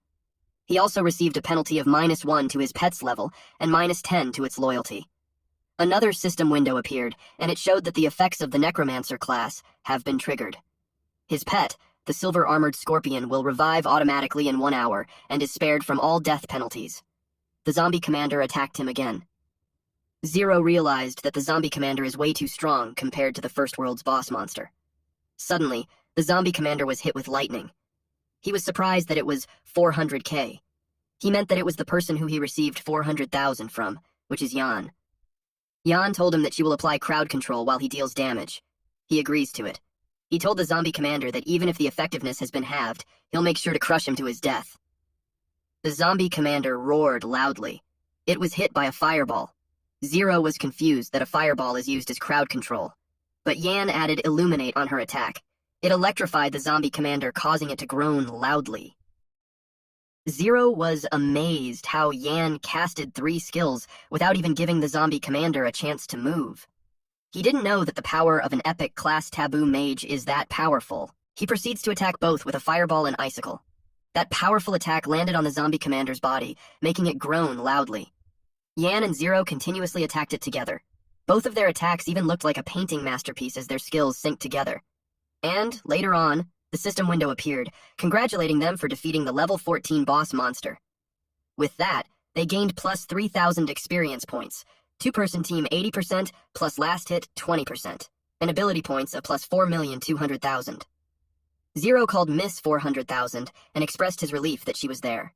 He told her that they are going to split the rewards evenly. Yan replied that it was fine, since she was just doing her missions and ran into him accidentally. In addition to that, she hasn't even thanked him properly for helping her clear the first world. Zero was confused, since Yan's sister had paid him already. Yan clarified that it was from her sister and not her. She introduced herself as Jin Yan. He asked Zero for his name. Our boy had this doubt for a second, as he was not expecting this, but he still shook her hands and told her his full name. Yan suggested that they team up to farm monsters. Yue inquired about Yan's class effect. Yan enthusiastically explained that all crowd control skills can be converted into silence, and the crowd control duration will be increased by 30% plus 1 additional second of silence. The cooldown of all skills will also be reduced by 30%. With that, Yue knew that his farming efficiency would rise exponentially thanks to her. Yan asked him where he's going. He replied that he'll drop by Nodding City for a bit. He suggested they meet in their current location after 10 minutes so they can farm together. Yan emitted soft golden glow on her fingertips. She recalled making a promise to marry whoever helps her break out of the body of Calamity. Eventually, she helped herself get off that dreamy state. Back in the city. Yue checked the dropped items from the boss monster. There are 3 equipment pieces and 1 skill book. He decided to sell 1-star equipment, and the remaining item is just enough to boost his current battle power. He wore the Icefire mobility boots, which are a grade 2-star, mage class, monster tamer. When the user attacks their arch-enemy, the user's agility will increase by 10 for 5 seconds. The effect is unstackable. Yue was pleased with the additional agility. Next, he needed stronger damage skills. He used Refinement, and the system window explained about Super Flaming Missile Rank A. He could summon 3 flaming missiles to attack the enemy. Each missile does 110% magic damage. It costs 72 mana and has 5 seconds cooldown. He decided to try out the skill. Now his speed has increased and he even has a new skill. He's confident that those monsters won't be able to touch him anymore. The system window popped out. It was from barefaced Su Jinyan. She's inviting him to join the Misty Rain Guild. Yue accepted it. Now that he had joined the guild and settled his equipment and skills, it's time for him to continue with the missions. A few moments later, a zombie was hit with a super flaming missile. It was burnt. Turns out these two have started farming monsters. Yan was impressed by how he had killed the flame zombie with just 1 shot. He complimented her back, saying that her situational awareness and mechanics are really good, and her grasp of skill timing is decent too. He also mentioned her mythic great equipment with great attributes too. Yan shared that they were all given to her by her sister, saying that it will all suit a taboo mage. Deep inside, Yue was envious of how rich they were. Yan inquired if Yue kept his equipment invisible. Also, she noticed that his attack power is high. It made her curious if he also has mythic grade equipment. Yue replied that it has nothing to do with equipment. He just has a mythic ranked class. Yan couldn't believe it, since there are always revelations when mythic ranked hunters awaken. However, there were no revelations on the awakening day that year, so there were no mythic ranked classes appearing for that year. Yue replied that it's okay if she doesn't believe him.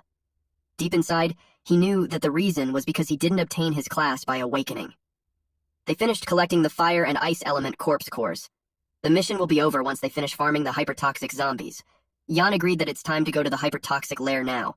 The system window showed their progress. Currently, they have 100 over 100 for fire and ice element corpse core, and 0 for poison element corpse core. An announcement from Misty Rain Guild appeared. Everyone is advised to gather in the zombie city within 10 minutes, and the absentees will be kicked out of the guild. Yan wondered what crappy plan Chen Jun had. He never explains anything and just threatens everyone. Yue asked who Chen Jun is, since this person was really imposing. Yan explained that Chen Jun is Linhai City's branch head of Misty Rain Guild. Chen's father, Yan's uncle, is the Su family's director. Su Chen are sworn friends. Chen Jun's position was given to him by Yan's uncle. Yue suggested going to the meetup location first, because of the guild event, in another setting. A zombie roared loudly. Several people attacked it all at once, but they were all blown away. Aside from the large zombie, humans are also fighting against each other. Someone called out to Liu Yao and told him that they, the Misty Rain Guild, had discovered the boss first, and yet they are trying to steal it from them midway through. It was despicable. Liu Yao argues that strength is king and ordered to kill the pathetic Misty Rain Pavilion. This fucker was back at it again.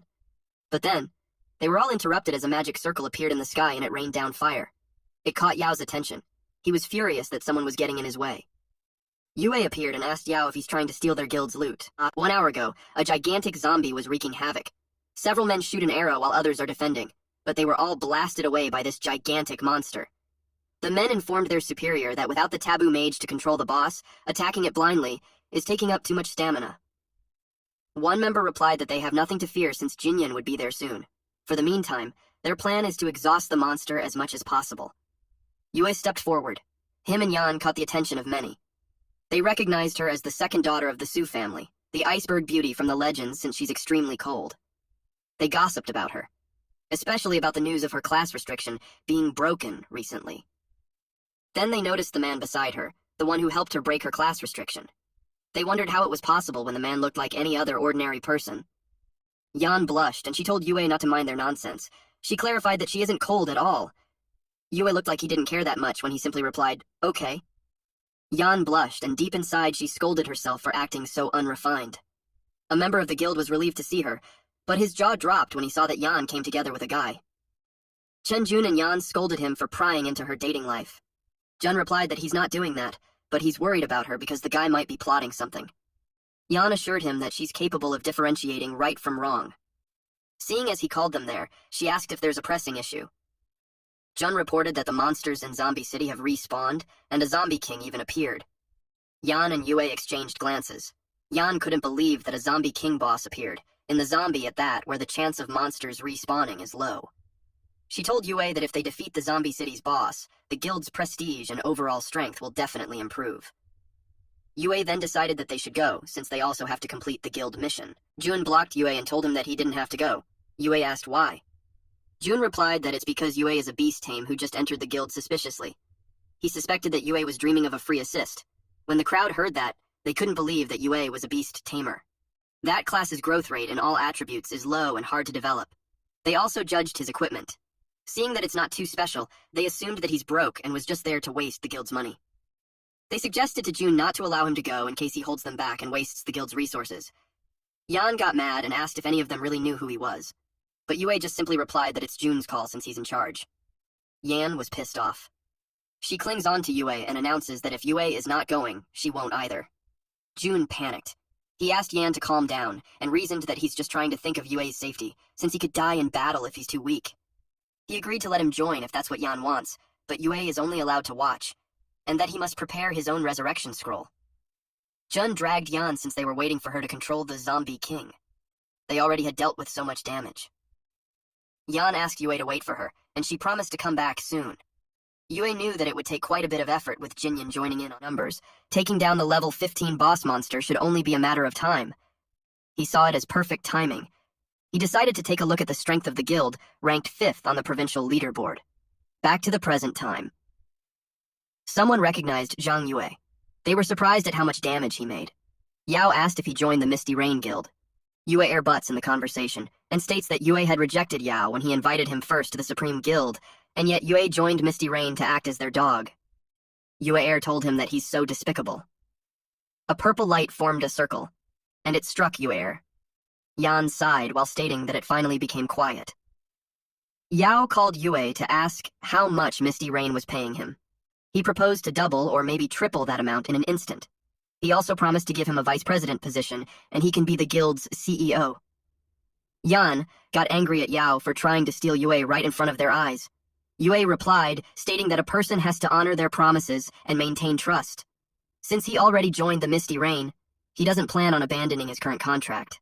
But he also stated that he doesn't know the future, so they'll just have to see when the time comes. Yao was satisfied with that response. He told Yue that he's free to join the Supreme Guild anytime he wants, since their doors are always open for him.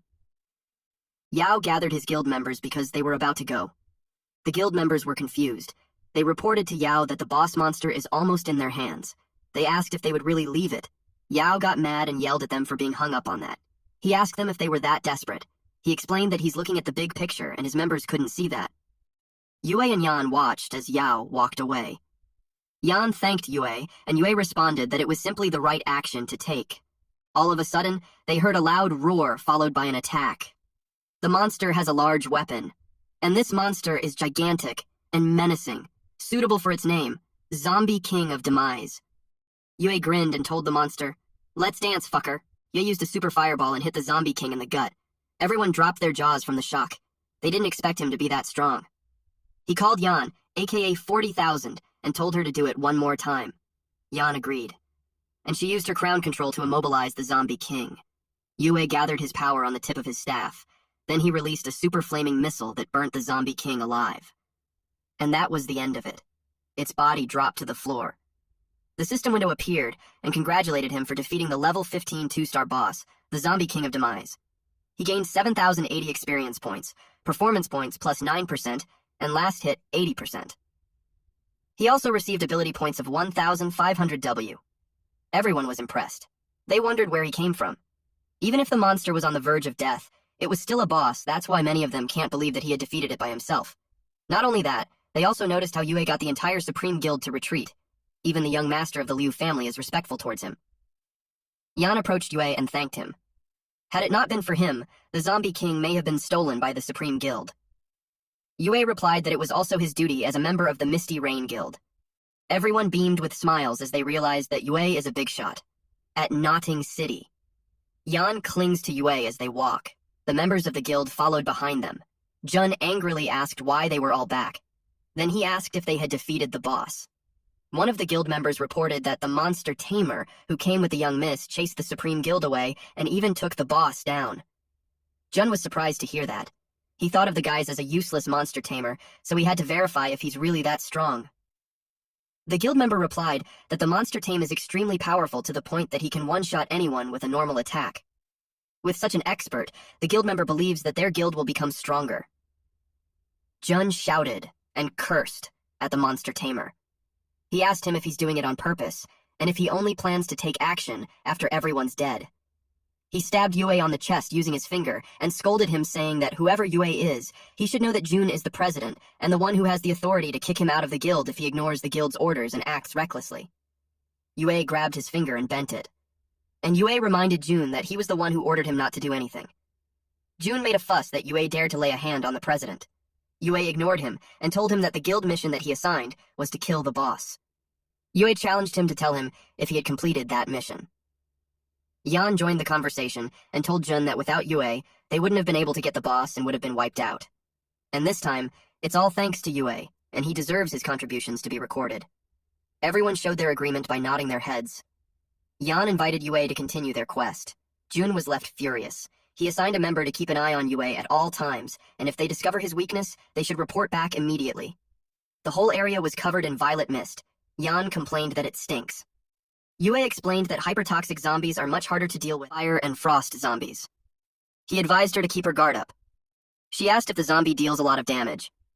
Yan explained that while hypertoxic zombies do not have fire or ice attributes, they have an extremely terrifying skill. The hypertoxic zombie has a hypertoxic physique that causes those they attack or those that attack them to enter a poisoned state that cannot be cleansed for 5 seconds. Every second, the target loses 6% of their maximum health. It can only be inflicted once per target. Yan was worried. Yue assured her that it won't be a problem if she heals in time. Yan remembered something. She gave him the mission reward for completing the guild mission. Yue thanked her for that. Yan casted her skill, and it immobilized a zombie. And she cued Yue to do his job. Yue attacked it with a triple cast, causing a lot of damage to the zombie. Yan couldn't help but notice that his damage was really high. He can kill zombies in a single hit every time they farm. Yue replied that with Yan's help in controlling the zombies, it's also much easier to collect the zombie cores for the quest. They walked deeper in the gloomy forest. Yue sensed something. The guild member reported to Jun that Yue is currently doing a quest to collect zombie cores with the young miss, and that the two seem pretty close. Jun chewed on his shirt in an attempt to hold in his anger. He's jealous that the two were talking and laughing when ever since Yan awakened the Calamitous Mage class 3 years ago, she hasn't even so much as cracked a smile at him. The guild members seemed exhausted with this drama. He suggested that they have to think of a way to kick out Yue from the guild and separate him from the young miss. Suddenly, a system window appeared. It is a zone announcement in Notting City. All hunters in Notting City were advised of a zombie wave in 30 minutes. The zombie wave will be level 13, thus, every hunter was asked to prepare to defend the city. Jun stated that Yue openly defied him and stole his woman. He shared that he had thousands of ways to kick him out of the Misty Rain, but he won't let him off so easily. The guild member got nervous and told Jun that there are resurrection scrolls in the other world, and there are safe zones at the resurrection point where Peking is prohibited. He thought that it would be difficult to kill the guy. Jun stated the law of the second world. When the zombie wave attacks, the protective mechanism of safe zones towards hunters will vanish. Just a single zombie wave is all he needs to kill the guy. Several zombies were left lying on the ground, and their money started pouring in. It was Yue and Yan's loot. Yan was excited since just a few more poison element corpse cores, and they'll be able to complete the mission. There's still 30 minutes left before the zombie wave arrives, so they decide to hurry up. All of a sudden, a zombie bit Yue on the shoulder. Immediately, Yan responded to his aid. But before she could cast her spell, he had already stabbed the zombie with her staff. Yue's blood dripped on the ground. Yan asked him if he's okay. He uttered that running into danger is unavoidable when they are constantly in a place filled with it. Since they have collected enough corpse cores, he suggested they return to the city to complete the mission. Little did they know, there was a silhouette of a man spying on them. Back in the city, the system window displayed a congratulatory message on completing the mission about gathering the materials. They obtained rewards, such as experience points plus 100,000, ability points plus 9,000. Equipment obtained are zombie armor and zombie shin guards. In addition to that, there's also a gacha reward, which is a skill book. Flash. Both Yan and Yue leveled up, making Yan level 16 now and Yue at level 17. Yue would need 55,000 experience points to level up again. Yan happily shared to Yue that she leveled up and earned a reward of 2 level 15 2-star equipment. She asked Yue how he was. Yue shared his new level. His pet also leveled up. Yan commented that if it weren't for the fact that monster tamers have to share their experience points with their pets, they'd probably be at least level by then. Yan advised that the first zombie wave is about to arrive. She asked if Yue wouldn't refine his new equipment. Yue almost forgot that. As always, Yue refined to the max. The system window displayed a congratulatory message for obtaining the gold attribute, Zombie Explosion Proof Armor. The equipment is at level 15. Vitality is at plus 720 and class is Knight. It also gives additional plus 5 physique and plus 5 stamina. It has a specific trait called Defense, which reduces damage received by 50%. Effect will double when facing zombies. Basically, this equipment is an armor that can be used to mitigate a large amount of damage from zombies. When equipped, he will never have to worry about the attacks of the zombies again. Another equipment that he had gained is Zombie Explosion Proof Shin Guards. This is also level 15, gold. It has 95 physical defenses, 90 magic defenses, with a class of a knight, and additional plus 5 stamina and plus 5 power. It has a special trait called Defense, where it reduces damage received by 50%. Effect will double when facing the zombies. This equipment is a pair of shin guards that can be used to mitigate a large amount of damage from zombies. When equipped together with the explosion-proof armor, even zombies will not dare to come close. With those two pieces of equipment, basically no one in the second world can touch the silver-armored Scorpion, who's also already level 15. Yan is pumped up and ready to face the next zombie wave. But then she got a call. It was from Chen. Yan was told to come to the office because they need her for something important. Her sister is in there too, and they are all waiting for her. They had sent someone to pick her up. It made Yan wonder if something serious happened. She informed Yue that she won't be able to fight the zombie wave with him because something urgent came up at her home. Yue replied that it's fine and suggested that she leaves at once because she won't be able to when the zombie wave arrives. Yan was concerned since it's only a level 13 zombie wave. It's their numbers that make them scary. She emphasized how an army of ants can probably take down an elephant. She told Yue to be careful. Yue thanked her for that. A blue screen appeared in front of Yue. System window displayed that the zombie wave is about to arrive, so everyone should hurry up and find a shelter. This was followed by a zone in Nuoding City, and this is addressed to all hunters of Nuoding City. It is about the zombie wave that has come to attack. From that moment onwards, until the zombie wave has been fended off, all hunters will be unable to log out of the other world. The protective mechanisms in Nuoding City will also be disabled. There's a note that says that once a person kills over 50 zombies and lives, the current round of zombie wave will have been successfully fended off. The door started to open. Hundreds of zombies rushed inside. They were ready to devour all of the players, and of course these guys were overwhelmed. Zombie waves are endless. The zombies have been programmed to retreat after attacking for an hour. Yue anticipated that he'll be able to take a break as long as he finishes killing 50 of them. Yue received a message from Sakura of Misty Rain Pavilion. She's asking him to come and help them. Yue has a grin on his face that portrays as if he knew something. He planned to be there in a jiffy. He arrived at a dark alleyway where several people were down. There were two silhouettes on the window. Those people have conversed about how much an idiot Yue is for coming, because they told him to. They commented how Yue is full of himself when he's so stupid anyways. Jun asked the one with blue hair if he's certain that Yue has low defensive stats. The man with blue hair replied that his men personally saw that, even though Yue can deal a lot of damage, he receives a lot of damage when he was touched by a hypertoxic zombie. They assumed that Yue must have put all his points into offensive, making his defense weak. Besides that, they already bribed 10 level 12 archers as per their president's orders and told them to lay an ambush in the alley. They expected that since Yue has weak defense, a round of focus fire is enough to kill him 3 times over. Jun has planned for Yue to die there, and when he respawned, the people that Jun had stationed there won't let him live for more than a second. He wanted to make sure Yue kept dying until he goes insane. Jun was obsessed in claiming Yan as his, and no one can steal her from him. At the same time, Yue has arrived in the said location. The moment he stepped foot, the archers fired their arrows at him, but Yue immediately called his silver-armored Scorpion, and it easily blocked all the arrows. Jun and the blue-haired man had their jaws dropped from surprise. They thought Yue was just a weak monster tamer, but he's so strong. System window notified Yue that he had received a malicious attack from a hunter. He has been granted 10 minutes to counterattack. His evil value will not increase if he kills them within 10 minutes. With a devilish grin, Yue asked them if their little show was over. Now it's his turn. Yue was notified that he had killed the hunter named Carefree, who has a gray name. Yue won't incur any evil points. Then he was informed that he had killed the hunter Insanity, who has a gray name. Yue won't incur any evil points. Yue kept walking on the alleyway with the silver-armored Scorpion following behind him. He was wrathful. Jun asked how strong Yue is. He got angry at the blue-haired man since he informed him that Yue has low defensive stats. He demanded an explanation. Unfortunately, the blue-haired man had no idea either. Suddenly, they were attacked with a fireball. When the smoke cleared, Yue's silhouette was revealed. He mocked them, saying, "You tried to trick me with just that?" Jun played dumb. Yue pointed out how Jun sent people to keep an eye on him after the zombie boss had been defeated to find a chance to get rid of him. Jun inquired if Yue had just pretended to have a weak defense to trick them into thinking that it's his weakness so he could deal with them. Yue corrected him since using the word deal with isn't very accurate. Yue pointed out that he just wanted to see what those guys were planning to do. Jun pulled his bow while acting high and mighty. He stated that it doesn't matter if Yue had discovered their intentions. He would still kill Yue. Yue released an icicle. The blue glow covered June.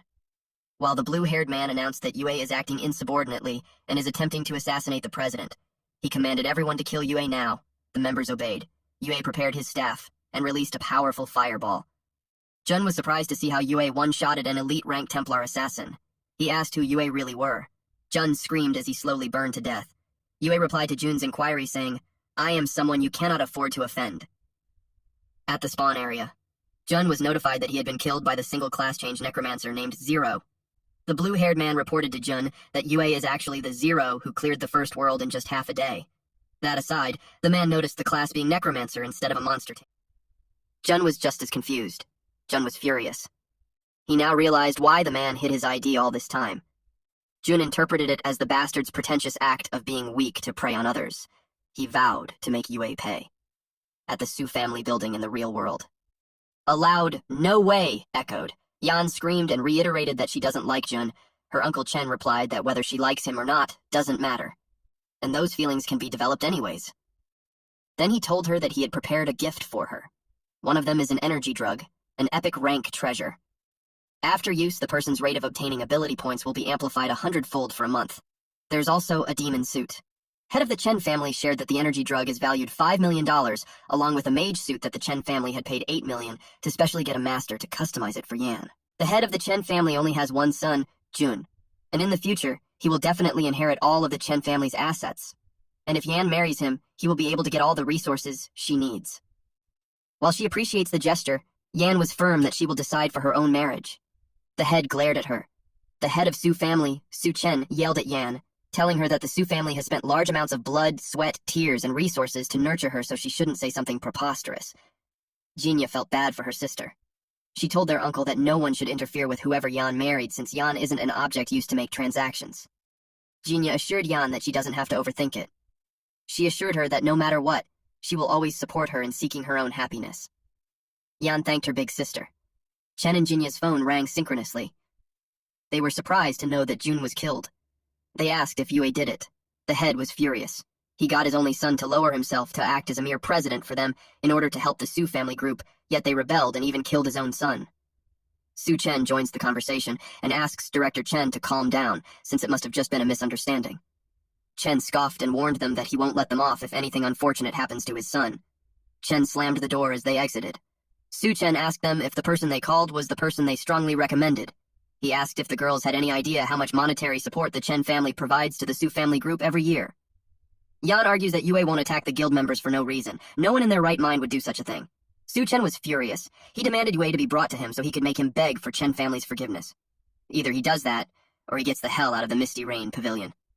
All of a sudden, Jinya received a call from Yue. She instantly asked him where he was, and if he really killed Chen Jun. Yue simply told her that he quit.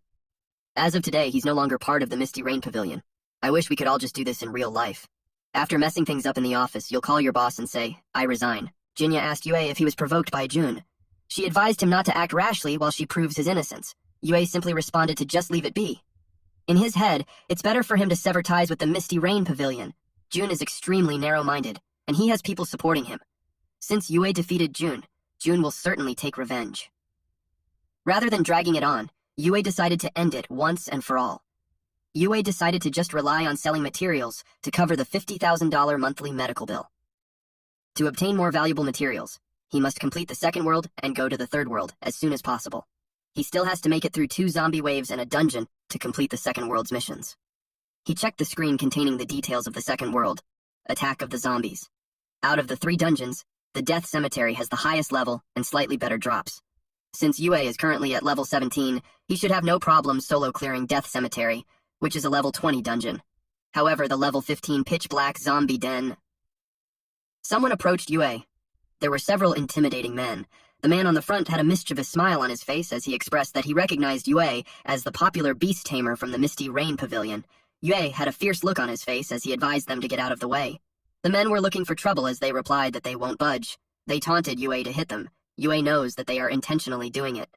While emitting an intimidating aura around him, Yue asked them how much did Jun pay them. The man was nervous, but he still acted smug, as he replied that President Chen gave each of them 5,000 and a resurrection scroll. Not to mention, they will be awarded an additional 5,000 if they die by Yue's hands. Knowing that those men will still receive 10,000, even after Yue had died, gives an impression that President Chen thinks highly of Yue.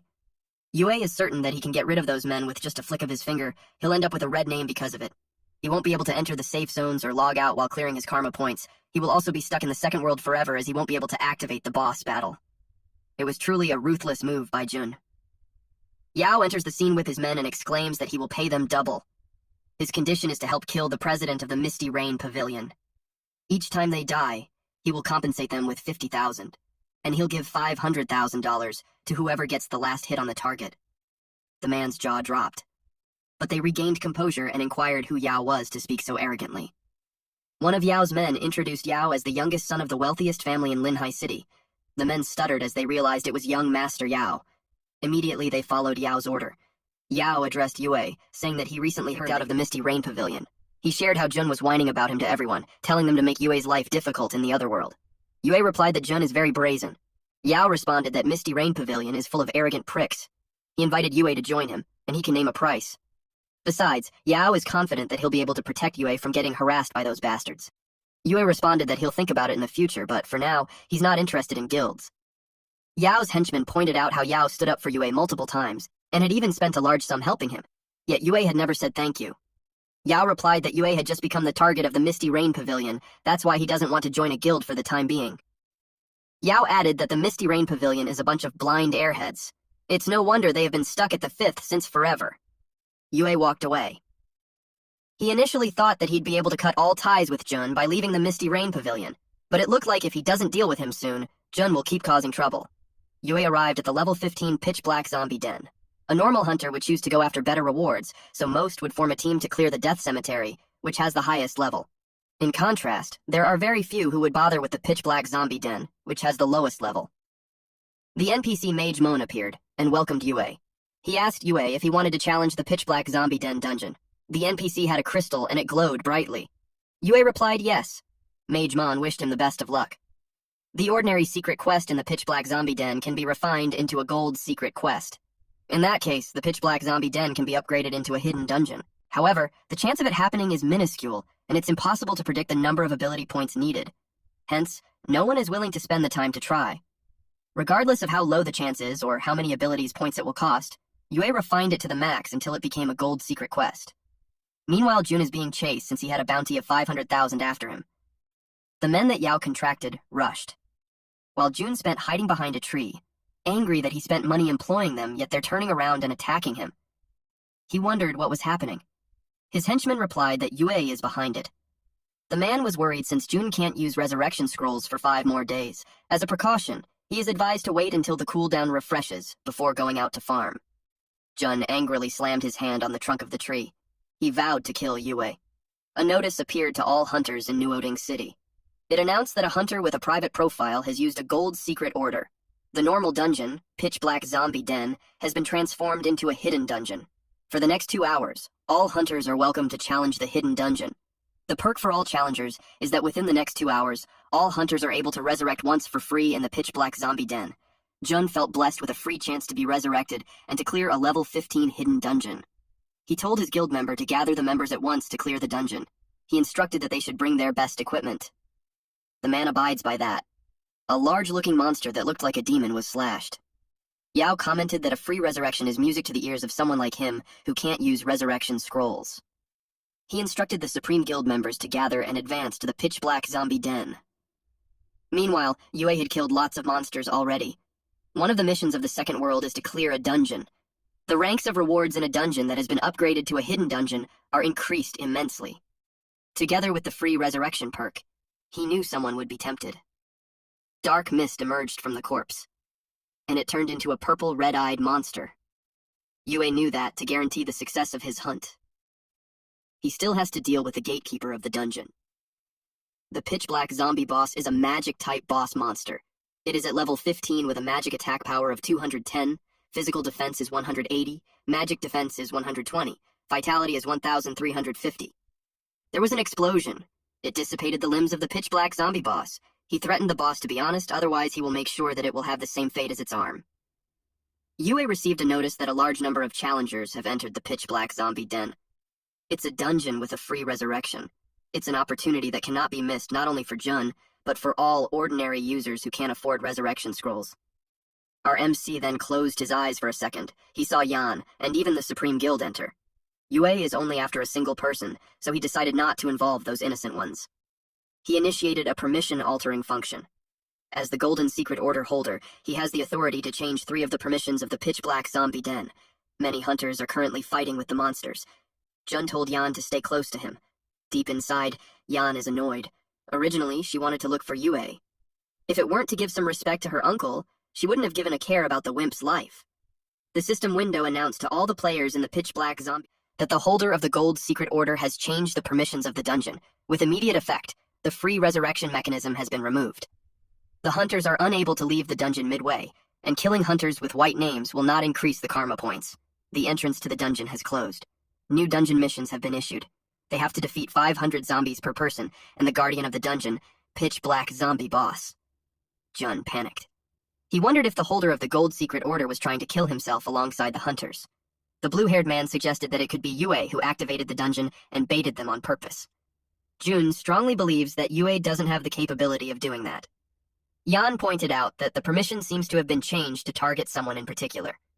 Jun rejected that idea and deluded himself that the reason why the permission has changed was because the user is afraid that he has too many competitors and wants to monopolize all the rewards by themselves.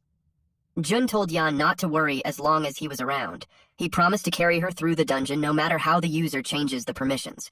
He uttered that 500 zombies is nothing. Deep inside, Yan thought that Jun should focus on himself first. They walked forward. Jun told the guild members that as long as they defeat the boss, the first clear rewards will belong to the Misty Rain Pavilion. They noticed someone, but Jun couldn't believe that it's possible that someone else was faster than them. Someone uttered, "You're finally here." They recognized the voice, and Jun got terrified while Yan got excited. Yue was sitting on top of the defeated boss. He then uttered that he'd been waiting for them for quite a while now. Yan asked him how he got there. She shared that she was about to look for him. Jun realized that it was Yue who used the gold secret order to activate the dungeon. He inquired where Jun had gotten the gold secret order. Yue stepped down from the corpse and taunts Jun that his chance to kill him is in front of him. Deep inside, Jun knew he was in a dire situation since he only entered the dungeon because of the free resurrection perk of the pitch-black zombie den, but he didn't expect to fall for Yue's tricks. If Yue attacks him now, he may end up paying for his sins right there. But Jun acted proud since Yue was alone when he had the Chen family, one of the 3 great influential families in Linhai City, backing him. Even Su Chen, the chairman of the Su family, met him, so he demanded Yue to show respect to him too. He asked how exactly Yue planned to go against him. Jun ordered Yan to use the power of silence to control Yue. Yan was unfazed. She replied that Yue used to be a member of the Misty Rain Pavilion, and yet that's how Jun treats him. She told him that if he's aiming for someone's life, he shouldn't blame them for defending themselves. She refused to be an accomplice to his misdeeds. Jun didn't expect that. Sweat formed in his face. He recklessly ordered everyone to attack Yue. He couldn't believe that since they were low level, they couldn't possibly defeat a boss. Everyone else agrees that it would be like running to their deaths. Jun grits his teeth in anger. He insisted on his order and told them not to be afraid. He told the men who can resurrect to charge in, and he'll compensate them $5,000 each time they die. Jun thought that there's no way Yue would be able to fend off a human wave attack. The men were blinded with the money. Surely humans live and die for money. They charged at Yue while still being apologetic about it. Yue asked, how would Misty Rain Pavilion be comparable to a level 9 zombie wave? He easily defeated those men with a single swing of his sword. Our MC then stood still in confidence. Yu used a flaming mile attack which critically damaged all the enemy. In that area, killing hunters with white names will not increase his karma points, so he can kill to his heart's content. The men took the chance to defeat Yue while he's in crowd control. But the silver-armored scorpion blocked their way. They trembled at the sight of Yue's pet. But one guy underestimated an armored scorpion. He tried to slash its face, which immediately broke his sword. He couldn't believe that a level 14 warrior like him, who gave all his points into power, couldn't even leave a dent on a shitty scorpion. Yue stated that it would be impressive if that man could injure a level 15 elite rank silver-armored scorpion with 2 pieces of level 15 2-star gold attribute armor equipped. Somebody then shot an arrow. Someone yelled to kill everyone, and they will get 20,000 yuan per person killed. The men used their shields to deflect the arrow while in confusion since they don't know who's attacking them. They thought that only the Misty Rain Pavilion was there. They wondered if those guys were there to kill Steel. Yue just watched them silently. The men charged forward, but unexpectedly went past Yue. The Misty Rain Pavilion was confused as to why they were being attacked, and so was our MC. Yao appeared saying that no one should dare touch his people. He told Yue not to worry as long as he's there, the worthless scum won't amount to anything. Yue was bothered that the man showed up again. Jun was confused, since from what he understands, he isn't targeting Yao's men. Yao explained that it was nothing. Since he heard Jun likes using money to get things done, He wanted to see who's richer between them. He then told everyone there that he's giving them a chance to get rich quickly. Whoever kills their president for him, he'll give them 1 million. Everyone was amused with the large sum. Jun started to panic. He asked them if they planned to revolt. He reminded them that if they dared to act, that means they are opposing the entire Chen family and Su family. Suddenly, they heard a loud noise. A sinister aura came from the boss. Yue looked up and thought, in another world, when a boss monster's health is low, there is a very small chance of going berserk. It seems that the arrows just now caused the zombie lord's health to continue decreasing. The monster growled. The system window appeared to relay the map announcement.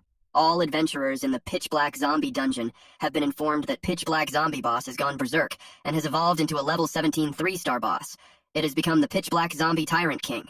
Yao was evidently terrified to see a 3-star boss. He didn't know that a boss could actually level up. It roared loudly and unleashed a powerful attack that threw everyone off their feet. Due to the berserk state of the dungeon guardian, the difficulty of the dungeon has increased. The exit of Pitch Black Zombie dungeon is now forcibly opened, and all adventurers can leave the dungeon at any time through the exit. Jun felt that the heavens were on his side. Yao was frozen in place. Jun pulled his arrow. He had a devilish plan in mind. His arrow hit the shoulder of the Pitch Black Zombie Tyrant King. The Pitch Black Zombie Tyrant King thought it was Yao's doing, and shifted its attention to him. Its eyes locked onto him. Yao asked for help. It released a powerful attack, and Yao didn't move an inch in his place. Our MC called the Silver Armored Scorpion. It shielded Yao from the attack. Yue witnessed how the upgrade made a difference. The attack caused the Silver Armored Scorpion to lose so much health. Meanwhile, Jun was ready to exit, but before that, he called them fools and mocked them for not being able to kill him. Yue screamed, "Stop!" The Pitch Black Zombie Tyrant King lifted the Silver Armored Scorpion on its shoulder. Yao screamed for help. Yue can only use teleportation once. If he's going to kill Jun, Yao has no chance of resurrection, and will die there too. He moved quickly. He reached Yao and released an ice attack. The Pitch Black Zombie Tyrant King was frozen. Yue dragged Yao up while telling him to run. Pitch Black Zombie Tyrant King roared loudly and broke through the ice. Yue noticed that his A-level Ice Spike spell only dealt a little over 100 damage. He stood to face it while thinking that a level 17 3-star boss is indeed a bit difficult to deal with. Yue can only rely on his greater agility to find opportunities to cast spells and counterattack through positioning. He landed an attack on its torso. Yao looked at his men and asked what they were waiting for. He ordered them to help. But his men explained that they will just be a cannon fodder to that monster. Yue was having a difficult time since Pitch Black Zombie Tyrant King was quite speedy. Not long after, he was thrown to the ground. Our MC was indeed in a dire situation. The weapon was an inch away from Yue's face. Unexpectedly, the Pitch Black Zombie Tyrant King was electrocuted. It was Yan. Yue got back to his feet quickly and unleashed a powerful attack. The other guild members were amazed on how those two could fight against a 3-star boss. Yao recognized Yan. He couldn't help but be impressed with the effects of their skills. But he's proud of Yue, and has faith that he could beat that monster. He admitted that if it was them against a 3-star boss, they would have died tens of thousands of times already. He got excited at the thought of recruiting Yan and Yue into his supreme guild. His men reminded him that Yan is the second lady of the Su family, and he can't handle Yue either. Pitch Black Zombie Tyrant King let out a loud roar from the pain of receiving powerful attacks. It's trying its hardest. In our MC's mind, fortunately, its health is already low. Yan called Yue to deal the final blow. Yue replied that he's the Golden Secret Order holder. Yan asked what he just said. Then she understood. She concentrated her power on her staff and released the attack called Flowing Fire. It burned the Pitch Black Zombie Tyrant King into ashes. After that, everyone in there had leveled up. The system window displayed a regional announcement. It was a congratulatory message for the player Yan for being the first to clear the level 15 secret Dungeon Pitch Black Zombie dungeon. She received a reward of 1 realm scroll. Everyone rejoiced. Yao hugged Yue while saying that he's a lifesaver. Yue blamed him for Jun's escape. Yue thought of Yao as troublesome. Yao asked what they should do now, then thought of offering Yue $1 million. That made Yue inquire if Yao has anything besides money. Yao confidently replied yes, and shared his dream of recruiting all the strong players and building the strongest guild in the world. Which is a smooth transition to inviting Yue again to join his guild. He tempted Yue by saying that his family has the largest pharmacy in Linhai City, and if he joins, there will be endless supplies of medicine. Yue once again rejected the offer. Yao became serious and clarified what he's saying. He shared that his family has cooperative relationships with the Top Forge family, the Xiao family, and the Enchanting family, the Shangguan family. The mention of the forging master, Xiao family, caught Yue's attention. Yao elaborated that his dad is friends with the head of the Xiao family. As long as there are enough materials, any equipment can be made with just one word from him. Yue thought about it since compared to buying, forgers can often create higher quality equipment. Yao is back to his playful self again and expresses that it's okay if Yue isn't ready to join yet. He asked if they could start with adding each other as friends first, and if ever he needs equipment made, he could help him with it. Yue agreed to that. Yue and Yan exit through the portal while Yao waves goodbye to them. Everyone was gossiping about Yan now. They couldn't help but adore epic-class hunters, especially Yan, beautiful and capable. Jun overheard the conversation and boasted that Yan is a key member of their pavilion. He bragged about the strength of their pavilion. It was reported to Jun that Yan killed the boss, and Yue had survived too. Jun admitted that he underestimated that guy. He didn't expect Yue to use a secret realm and trap and ambush them. His hate for Yue made him more eager to kill him. Jun's henchman pointed out that Yue's strength is formidable, and he even has the backing of the Supreme Guild. Jun reasoned that even if they can't kill him, it doesn't mean that others can't. The man asked who Jun was referring to. Jun remembered that last year, there were quite a few veteran players who were stuck in the Third World. Their levels are at least over 30. Jun was certain how those people can't ignore Chen family. Jun expressed, "Yue, just you wait," and wagered that if Yue can survive the Third World, he would eat shit at the forest. Yan asked Yue if he considers her an enemy because of Jun. Yue simply replied that he only has one enemy, and that is Jun. But of course, if Misty Rain Pavilion insists on helping that person, he wouldn't mind having a few more enemies. Yan replied that there's no way she'd help that person, and that just like our MC, she hates him too. She brought out the loot and told Yue that since he let her take the last hit earlier, it all belongs to him. In Yue's mind, refining those equipment and skill books will greatly enhance his damage and health limits. The system window appeared with a regional announcement. A zombie tide will invade in 30 minutes. That round of the zombie tide is level 15. As long as they survive the zombie tide, the world quest should be completed, and they can head to the Third World. Yan and Yue got ready. A few moments later, a brown-haired woman walked past Yan and rushed to Yue. The lady admitted that she was wrong and asked for his forgiveness. Yue asked her what she meant. She explained that Yao doesn't want her anymore. Yan uttered that now Yao doesn't want her, she would come looking for Yue. What does she even think of Yue? Yue admitted that she was bothered by his lack of money before, but she reasoned out that there's no girl who hasn't dreamt of a good life with wealth. She added that Yue is impressive now, with a bright future ahead. She suggested that if they got back together, they won't argue anymore, and she promised to make him happy. Yue had a smirk on his face. Yan commented that he's shameless. Suddenly they heard a loud noise. Yue panicked that the zombie wave was coming, and they had no time to prepare. Yue was calm. Yan was ready to face them, and fortunately she made some adjustments after the secret realm ended. Yue responded to Yue using her words. He has a bright future, so he asked why would he want someone like her. He told her to get lost. Yue was dumbfounded. She told him that he changed. The old Yue would never say that to her. The zombies arrived. Yan released an area attack. She announced that since there's too many, she wouldn't be able to control them all. Yue ordered the silver-armored scorpion to go to Yan first. It helped Yan fend off the zombies. Yue casted a fire, and burned several zombies all at once. Then someone asked for Yue's help. It was Yue. She was being dragged by 2 zombies. Yan was about to rush to her aid, but Yue stopped her. He told her that she won't be able to save anyone, and she'll end up getting killed too. Yue was about to get eaten. They saw the starlight that symbolizes death. They realized that her number of revivals had already run out. More zombies charged in. Yue encouraged Yan to keep going since there's no time to lament the past. They have to deal with the zombie wave first. Yan agreed. But there was a feeling for Yue. He recalled a nice memory with Yue. The zombies have spread all throughout the city, and hunters tried their best to defeat it. Yue and Yan were hidden behind a wall. It's already the 3rd wave, but the zombie wave hasn't ended yet.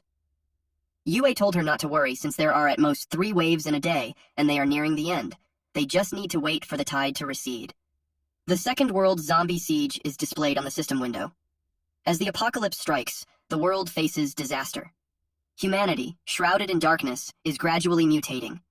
The zombies are about to surround the city. As a survivor of the city, they have to work with others to protect the city. When the zombies break through, They will have nowhere to escape. The World Task 1 is to clear a secret realm. World Task 2 is to participate and successfully repel 3 zombie tides.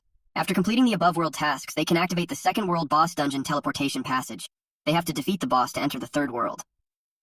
Yue knew that the previous secret realm yielded 400,000. If he wants to enter the third world early, he needs to clear the secret realm as soon as possible. He opened a portal and told Yan that the zombie wave would end soon, and she can restore her health for the time being. Yan asked what he would do. Yue simply replied that he had other things he needed to take off. Then he went through the portal. Yan was sad, since she wanted to join too. At Zombie Hospital Level 17. Before the zombie tide ends, Yue plans to clear the secret realm as well. He entered the hospital. The zombies noticed him while he called Silver-Armored Scorpion. They marched forward to gain the experience waiting for them. It was late at night. Coins are being dropped. Yue was notified by the system that he had cleared Level 17 Zombie Hospital and received plus 200,000 EXP, plus 1 gold, plus 30,000 exotic energy with 10-fold increase. He acquired plus 1 Demon Slayer ring, 1 lightning spell skill book, 1 elite pet egg. Yue has completed the second world task, and the second world passage has been activated. He has to defeat the world boss to proceed to the third world. Yue had leveled up to 20, and required 120,000 EXP to level up again. He threw the coins to Silver-Armored Scorpion, who loved it. With that, the Silver-Armored Scorpion can slowly evolve and become a mythical level character soon. Yue was pleased that he had gained a new skill and new equipment, with increased attack power and health. Once the zombie tide recedes, he can prepare to clear the second world. Super Lightning Spell, a grade, summons a lightning strike to attack a single enemy, dealing 300% magic damage. It has a special effect of 30% chance to paralyze the enemy for 1 second. The paralyzed state cannot perform any actions. Costs 95 mana points and 5 seconds cooldown. The Purgatory Demon Slayer Envoy, level 20, gold, is a 3-star weapon for mage or beast tamer. It has magic attack power of 155, intelligence plus 10, spirit plus 10. Each attack by the wielder burns 200 mana points from the enemy. If the enemy's mana is insufficient, an equivalent amount of health is deducted. It is a ring that seals demons, coming from hell, heading toward darkness. Then a message came in. Yan invited him to fight the second world boss together now that the zombie wave is over. Yao had a message too. He needs Yue's help to fight the world boss. Yue thought that with the Forbidden Mage's assistance, the odds are better, and he also considered how Yao helped him a few times. He replied to them that they will meet in 15 minutes at the Zombie Royal Palace. Both Yan and Yao replied, okay. Hi everyone, welcome to my channel. If you want to see part 2 of this manhwa, make sure to comment on this video, and also if you want to know the name of this manhwa, you can see here, and also if you want to see more this kind of video, you can see here, and don't forget to subscribe our channel to see more exciting videos. Thank you everyone.